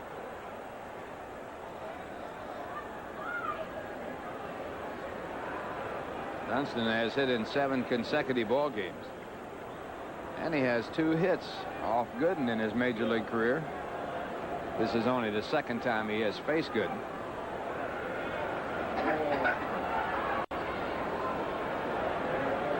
Denier, the runner at first base. And the curveball over, a called strike.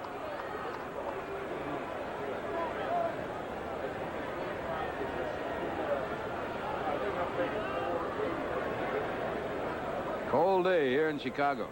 Temperature in the high 50s. Denier has good speed. The runner at first base, no one out. Mets leading 3-0. Toss over. And obviously, pitchers have been allowed today to blow on their hand as Gooden continues to do that inside the pitching circle.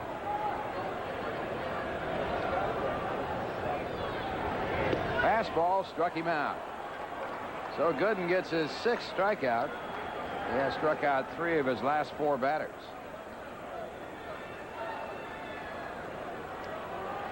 Well, over his first 2 years in the big leagues, Dwight Gooden has shown the ability to get stronger as the game goes along. And even though he's had shaky moments in this ball game, he appears to be doing that again.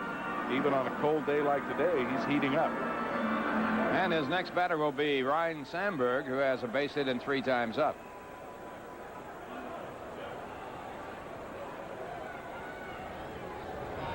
And the fastball for ball 1. Sandberg's been red hot. He came into this game hitting .400 over his last 26 games.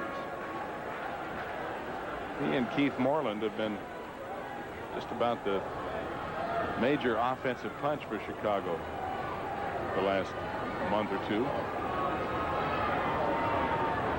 Cubs at one point this season losing 13 games in a row, tying their longest losing streak ever. And the Mets contributed to the losing streak and also stopped it. Cubs did not win a ball game at Shea Stadium all year long. They were 0-9. The only time the Mets have ever defeated a ball club 9 times in their ballpark.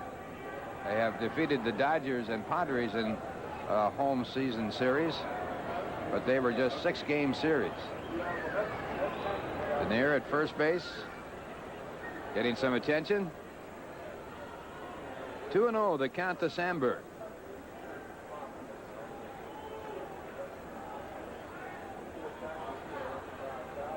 And another throw to first. Sandberg has 30 stolen bases. Obviously outstanding speed, but with the Cubs down by 3 runs, you have to wonder. Denier, that is. And here's the pitch, and it's ball 3. 3 balls, no strikes. Did I say Sandberg? Yeah. Sandberg also a fine stolen base man. He has 52 stolen bases. That's a new record for a Cubs second baseman, breaking the record of 49 held by Johnny Evers.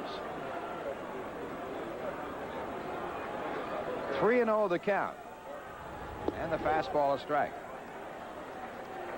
Mets have had 175 stolen bases. They've been successful 79% of the time, which is an amazing success ratio. 70 is about the average. Of course, Davey Lopes contributing to that record. Lopes with 3 stolen bases in yesterday's game. This ball popped up. Strawberry in right field. Backman making the call. And the catch, and 2 men away. Denier stays at first base, and the batter will be Keith Moreland. Moreland 1 for 3 today.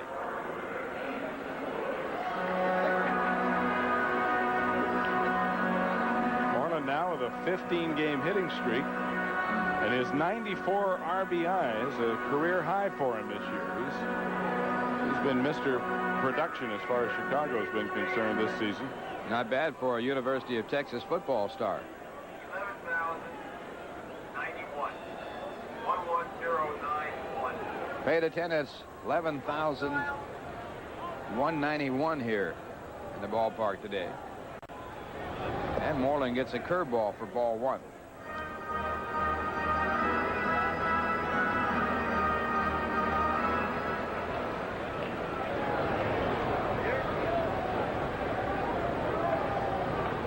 Mets leading 3-0.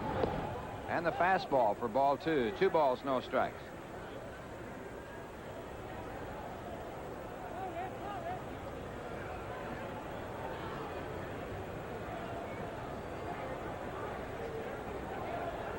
Cubs in day ball games with a record of 42-54. They usually dominate in day ball games, playing, of course, all their games at home as they have no lights in the daytime.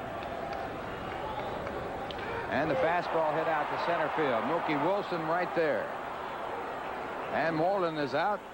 No runs, no hits in there, and 1 man left on the score at the end of 7. The Mets 3 and the Cubs nothing. Now here's a word from Texaco.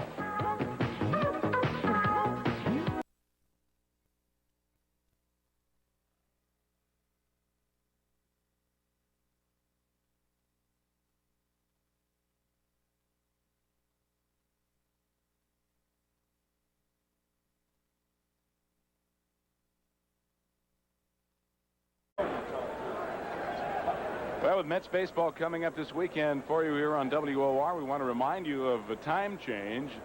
Tomorrow night, of course, scheduled time, 8 o'clock airtime here on Channel 9. But on Saturday, what was to be a 7 o'clock game has been changed. And Saturday afternoon's game, airtime, 3 o'clock Eastern time from Pittsburgh, right here on Channel 9. And right here on Channel 9, Darryl Strawberry to lead off. The Mets leading 3-0. And Steve Engel starting his second inning, worked his first inning in order, and missing with his first pitch to Strawberry. Darryl 1 for 3 today. And the breaking ball, 1 ball, now 2. Strawberry singled to left field back in the first inning, grounded out in the 4th, was called out on strikes in the 5th. And a good fastball, 2 balls, 1 strike.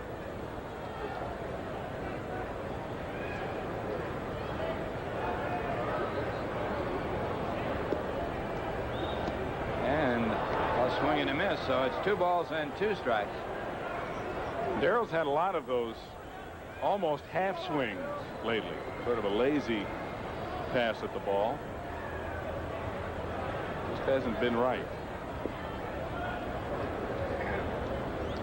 And it goes to 3-2. So full count to Strawberry with Danny Heap on deck.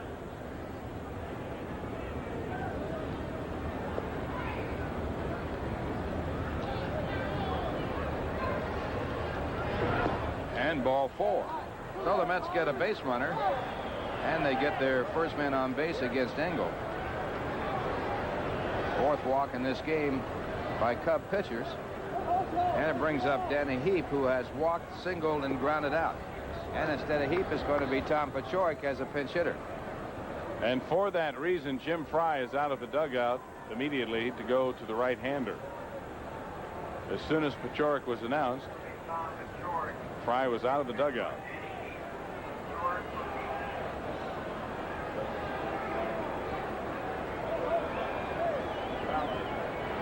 And it's Jay Baller coming in the ball game. Jay in yesterday's game.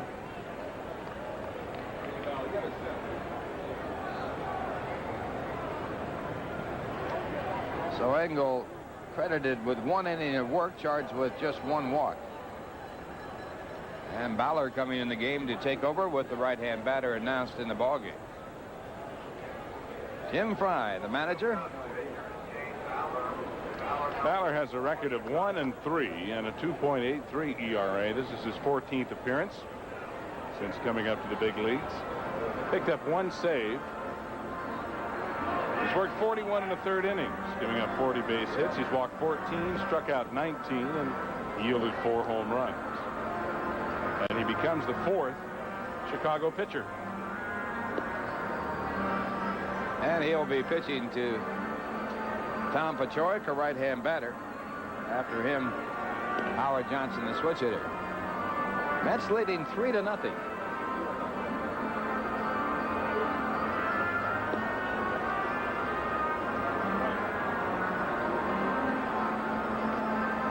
Cardinals playing tonight against the Philadelphia Phillies.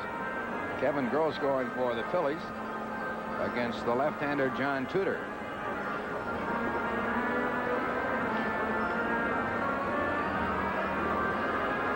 Tudor with a chance to become a 20-game winner tonight. Has a record of 19-8. Dwight Gooden leads all major league pitchers with 22 victories and only 4 losses. Then in the National League, Joaquin Andújar with a record of 21-9. Another 20-game winner, Ron Guidry of the Yankees. Last year, only one 20-game winner in baseball, and that was Joaquin Andújar. So he has put together back-to-back 20-game seasons. Tom Paciorek, the batter. Tom hitting .292 with 1 home run and 10 RBIs. Came to the Mets from the south side of Chicago, the Chicago White Sox. And Tom, as a pinch hitter, is 3 for 11 with 2 pinch hit RBIs this year. Since joining the Mets, anyway. Paciorek, a good hit and run man. Strawberry running. The ball swung on and missed, and the throw to second is in time. Second base umpire Billy Williams calls Strawberry out. Well, the Mets are 0 for 2 in stolen base attempts in this ball game. Even though this throw is to the shortstop side, look at Dunston get the tag down in a hurry. And I don't know. That's a pretty close play. Let's see from this angle if Strawberry's foot is on the bag before Dunston tags him. Looked like he was safe. The pitch back to Paciorek is outside, and they count 1 ball and 1 strike. Mets have been successful 71% of the time in their stolen base attempts, but Davis having a good series against the Mets in this 2-game series. Fastball a called strike, and it's 1-2. He's really safe in this call. Yeah, Darrell got that long leg in there, it looks like, and Dunston tagged him on top of the toe. Now the fastball fouled back into the stands, and the count stays at 1 ball and 2 strikes.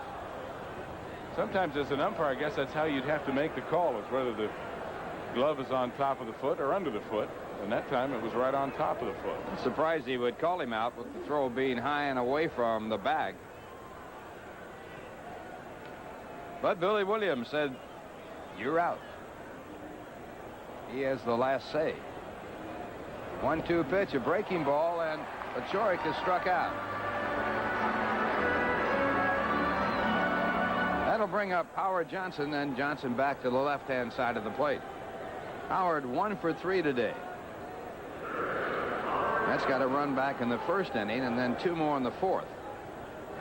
Knocking out the starting pitcher, Abrego, who came in with a record of 1-0. He is the pitcher of record on the losing side of this ball game. And a strike call.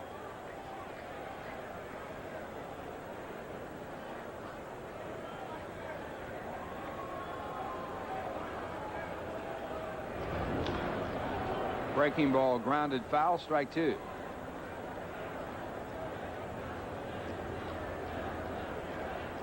Magic number for the Cardinals is 7. Any combination of Cardinal wins and Met losses at total 7 would give the Cardinals the flag. National League champions with a magic number of 7.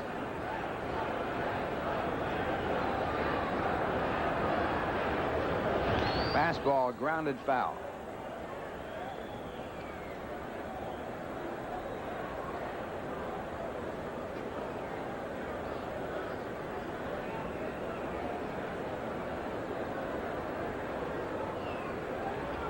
Johnson's had 2 home runs against the Cubs this year.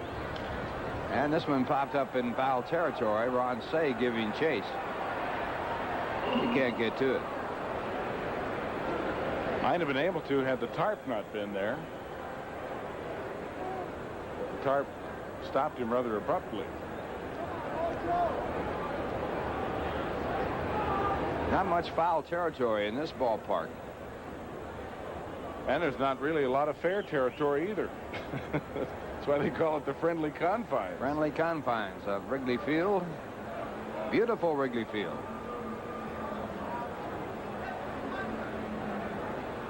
And that's a ball. It's 1-2. Bert Wilson, one of the early broadcasters for the Cubs, always used to open up his broadcast with beautiful Wrigley Field.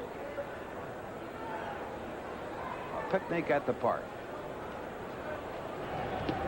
And did he swing? No swing, says John McSherry. So Big John indicated he did not go far enough. I'll tell you, once you get that bat head started, it's awfully hard to stop it. And Johnson nearly broke both of his wrists in trying to do just that, and I think got a break.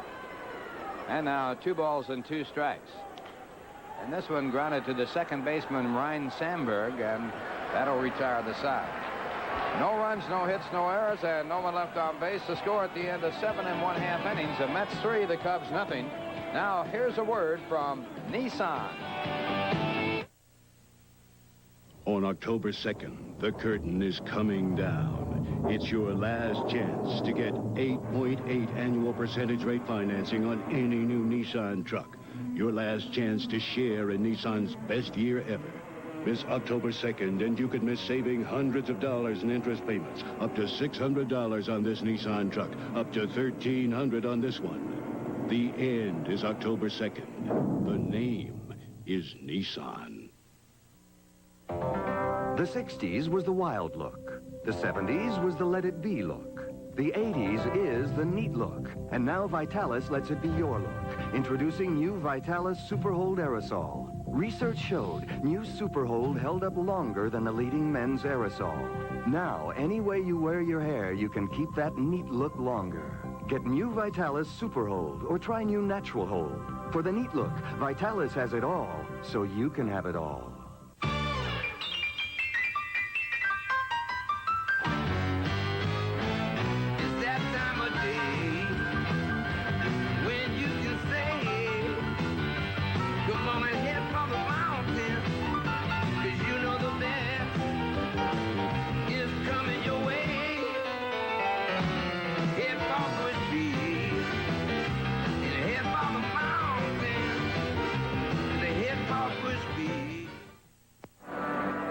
We're going now to the bottom half of the 8th inning. The Mets leading by a score of 3-0. Dwight Gooden on the mound. trying to pick up his 23rd victory. He's lost 4. And as we go to the bottom of the 8th, coming in for the play-by-play, Steve Zabriskie. Thanks, Ralph. I dare say that building was standing in that exact spot when Mr. Kiner was here, pumping balls out of this park. What a place to play baseball. Especially for a hitter, huh? Great hitter's ballpark. Tom Paciorek stays in the game in left field in place of Danny Heap.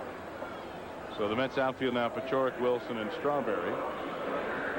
It'll be Jody Davis, Leon Durham, and Ron Say against the Doctor as we go to the bottom of the 8th inning. It's 3-0 New York. Davis this afternoon is 1 for 3. He singled to center his last time up. He's also grounded out and struck out. The Cubs have gotten 7 base hits through the first 7 innings, and Dwight Gooden has struck out 6. That's high, ball 1.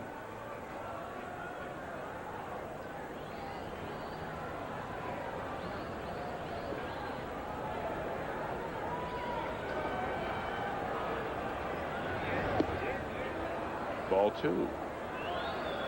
Uncharacteristically, Dwight has been behind the hitters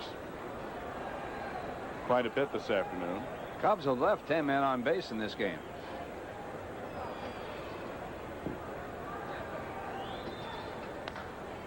That's ripped but foul.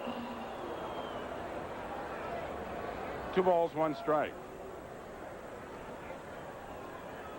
Gooden in his previous 42 game starts has a record of 30-5. Lefty Grove back in 1931 for the Philadelphia Athletics won 31 games and lost only 4 in the season. Man, that might be tough to top. 1978, Ron Guidry won 25 and lost only 3. The all-time winning percentage in a single season, 18-1 by Elroy Face as a relief pitcher. Fastball grounded foul, so the count evens now at 2-2. 1937, Johnny Allen for Cleveland had a record of 15-1, and his 1 loss came on the last day of the season. What a crusher that must have been, huh? Nobody's ever made it through a season undefeated with any amount of victories. No. Phil Regan in relief was 14-1. That was back in 1966. Breaking ball. And Dwight Gooden picks out strikeout number 7. And there's 1 out here in the 8th inning. There's the K corner in Wrigley Field. Except the official keepers of the K's aren't here. Leon Durham fouls the first one back for strike 1. There are a group of Notre Dame University law students here from the New York area. Biggest representation, I would have to say. Yeah, it's not that far a drive from South Bend up here to Chicago. Durham is 0 for 2 plus a walk. Grounded up the middle. Backman can't come up with it. Wally Backman, who's been almost flawless, commits his 2nd error of the game. Oh, Wally has a tough play to make here. It's a backhand pickup, but he was ready to make it, and the ball scooted under his glove. Wally has made 7 errors this year, 2 of them in this ballgame. In back-to-back innings. So a runner at first and Leon Durham with 1 away for Ron Say, who has doubled in 3 trips. He's also flied to center and flied to right. And only 1 inning has Gooden worked a 1-2-3 inning. That was back in the 5th.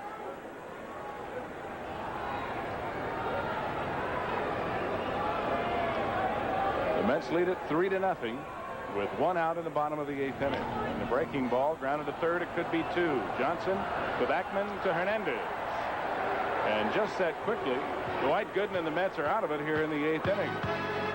No hits, 1 error, and no one left on base. 3-0 New York as we go to the 9th inning after this for Manufacturers Hanover.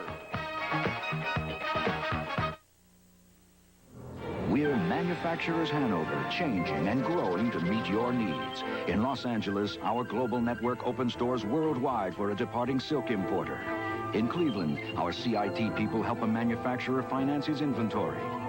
In New York, home banking helps a customer pay his bills without writing a single check. We're Manufacturers Hanover, and now you know why we're called the financial source worldwide.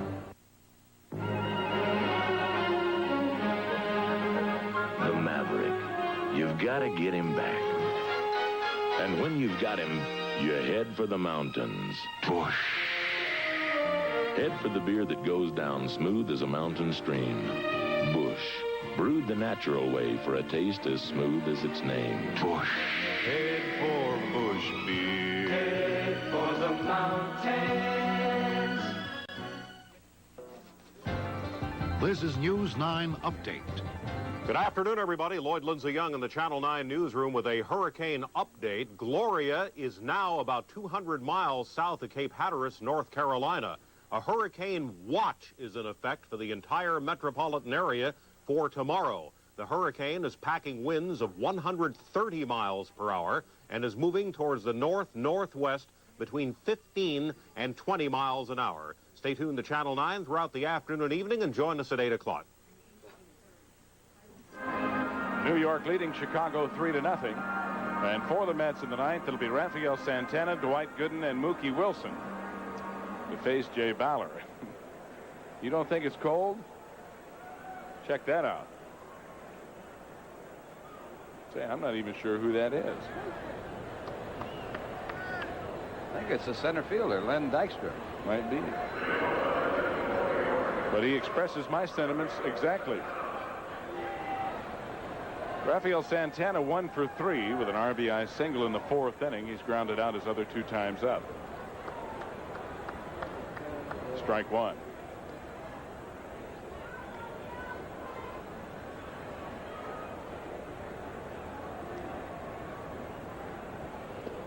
Strike two.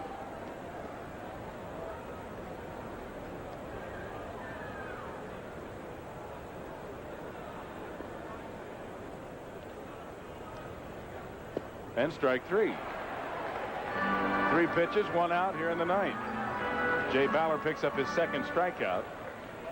He has now pitched to 3 batters and picked up 4 outs. That's what I call economy. And here's the doctor who's 1 for 3. Dwight, hitting .233 on the year now, is hitting .500 over the last 5 games in which he has played. 8 for 16 with a home run and 7 RBIs in the last 5 games. Sounds like you're talking about an outfielder instead of a pitcher. Well, he could do like Babe Ruth, pitch about 6 years, and then go to the outfield. Tell you what, strike called. It's 0-2. Something drastic would have to happen to get him off the mound, though. Well, Ruth was a great left-handed pitcher. True. Strike 3. Jay Ballard has thrown 6 pitches, 6 strikes, and there are 2 out.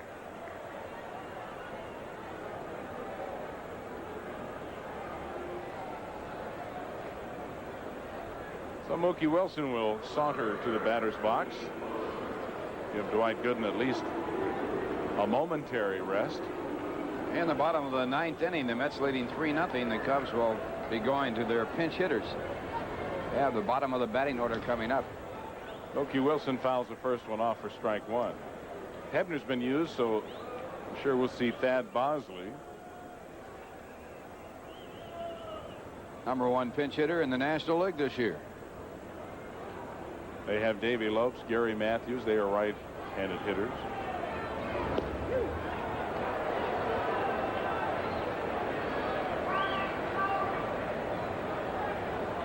Eight straight strikes thrown by Ballard here in this inning.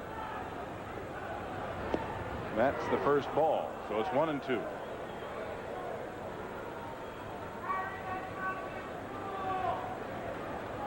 Mookie's 2 for 4. He has a double, a single, and a run scored.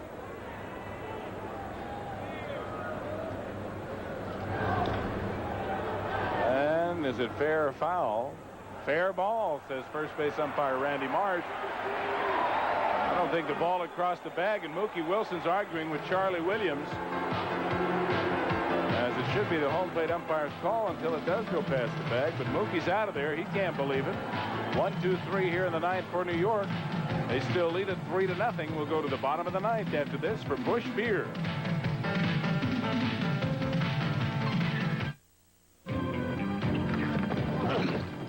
They say the best ones are the hard ones. These you don't break. You try to reach an agreement. And when you do, you head for the mountains. Busch. Head for the beer brewed natural as a mountain stream, for a taste as smooth as its name. Busch. Head for Busch Beer. For the mountains. Ah, the new 1986 Nissan Stanza wagon. The only wagon with dual sliding doors. And all that easy-to-get-to room inside. Easy in, easy out. The Stanza wagon converts quickly with room for everything. Moves quickly with fuel-injected power. For innovation, the name is Nissan. I've got exciting news for you baseball fans, thanks to Populator Courier. Ralph, that's Purolator Courier. Right. One lucky fan and his or her guest will attend the first 2 World Series games, airfare and hotel included. To win, send your name and address on a postcard to Purolator Courier, World Series trip, care of New York Mets, Shea Stadium, Flushing, New York, 11368. Send your entry no later than October 1st. The winner will be announced on Kiner's Corner, October 4th. Billy Hatcher, pinch hitter Thad Bosley, and Bob Dernier will be facing Dwight Gooden as we go to the bottom of the ninth inning here in Chicago, and a great look at the loop, the skyline of what they call the Heartland here in the Midwest. 3-0 New York leading. And the tallest building in the world, Sears Building. John Hancock Center's no slouch either. Hatcher's 1 for 3. He singled to left back in the second. Since then, he's flied to right and struck out swinging.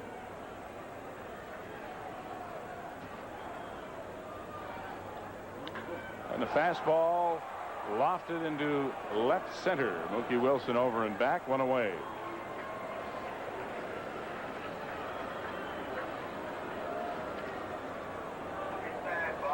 And here's Thad Bosley, who leads the National League in pinch hits.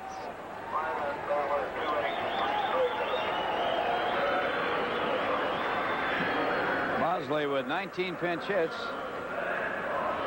In his last 19 games, he's hitting .366. Overall, hitting .329. And .339 as a pinch hitter. And he skies one to center field. 2 away in the ninth inning.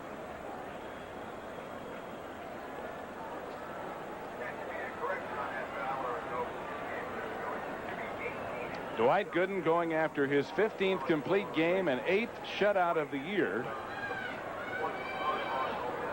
John Tudor has the most shutouts. Tudor pitching tonight for St. Louis leads the National League with 9. And Dwight Gooden right now tied with Fernando Valenzuela for the most complete games with 14. But he will have to get Bob Dernier, who is 0 for 4. Then take strike 1.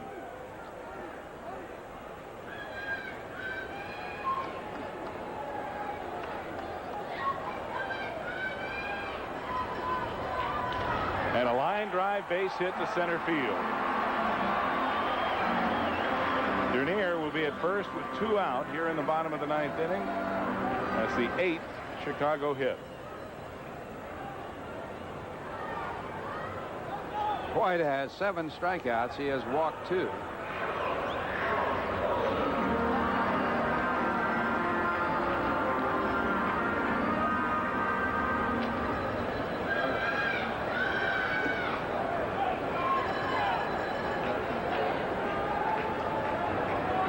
Sean Dunston singled to right back in the first. Since then, he walked. And Gooden has struck him out his last 2 times up. And a curveball is in there for strike 1. And again, that was that little bit different curveball route. Very sharp-breaking curveball. 2 times that he has struck out Dunston, he struck him out with fastballs.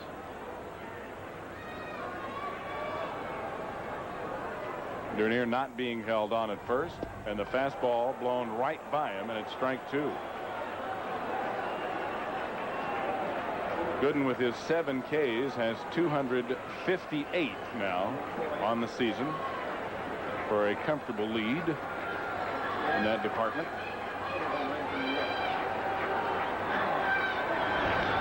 And a ground ball to third.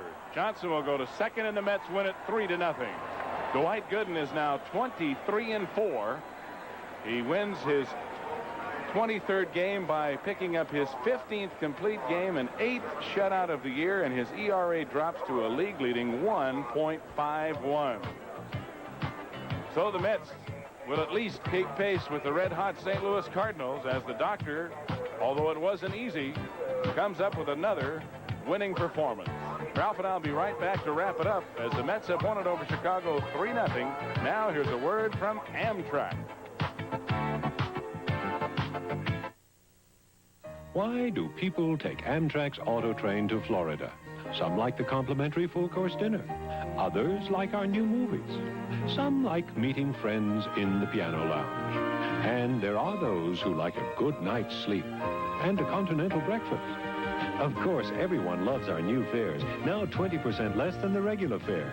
And who can resist our valet parking? Call Amtrak or your travel agent.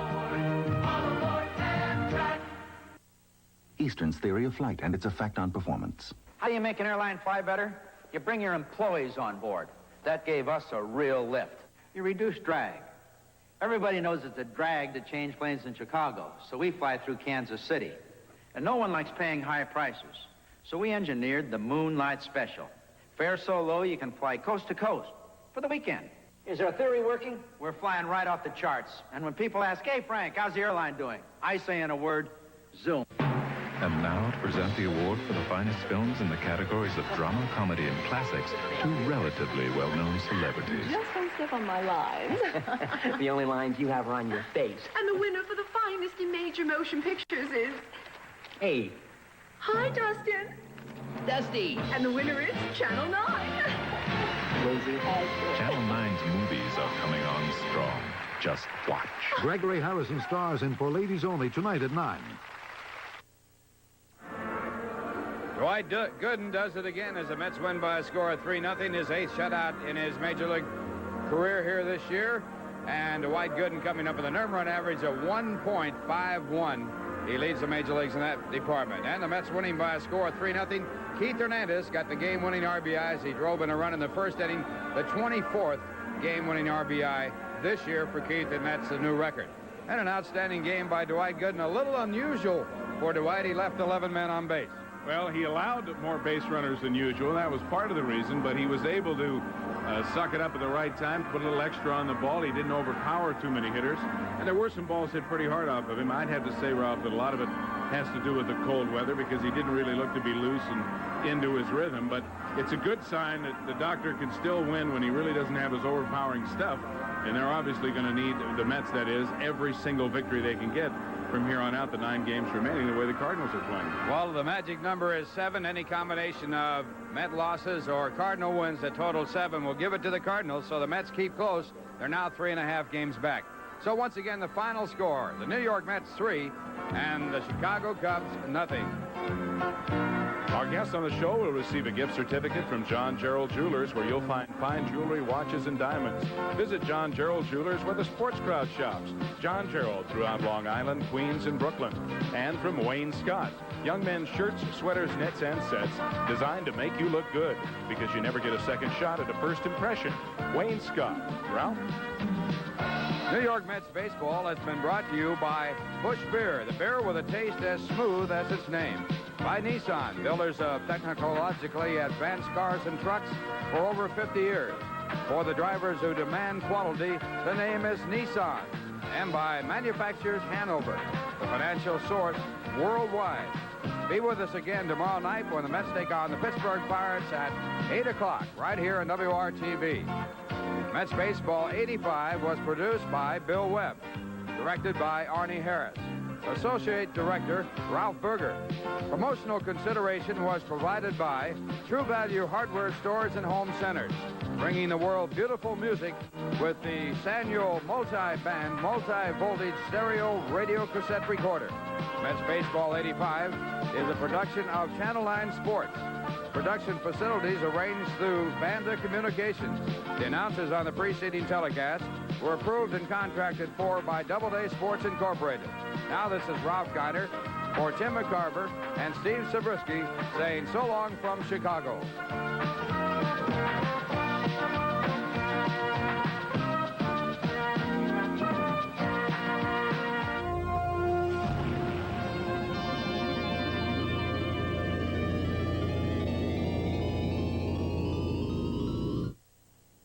I send all kinds of stuff overnight. The one overnight express company that saves money for me is Percolator Courier. A Purelator Courier. Right, that's what I said. I was paying lots more for overnight express till I switched to Pendulator Courier. No. Purelator Courier. Yeah, right. With Purelator Courier, people know they get great service at great prices. Populator Courier. But they have a little trouble with our name. Purelator Courier. If you want to save money and get great service, remember Purelator Courier. I'm about to show you how you can fight drafts and frosty windows with this window insulator kit from 3M. You just stick it in place from the inside, heat it with a hairdryer, and the wrinkles disappear. Airtight and clear as glass. Now you can see how cold it is out there without feeling it in here. Look for the 3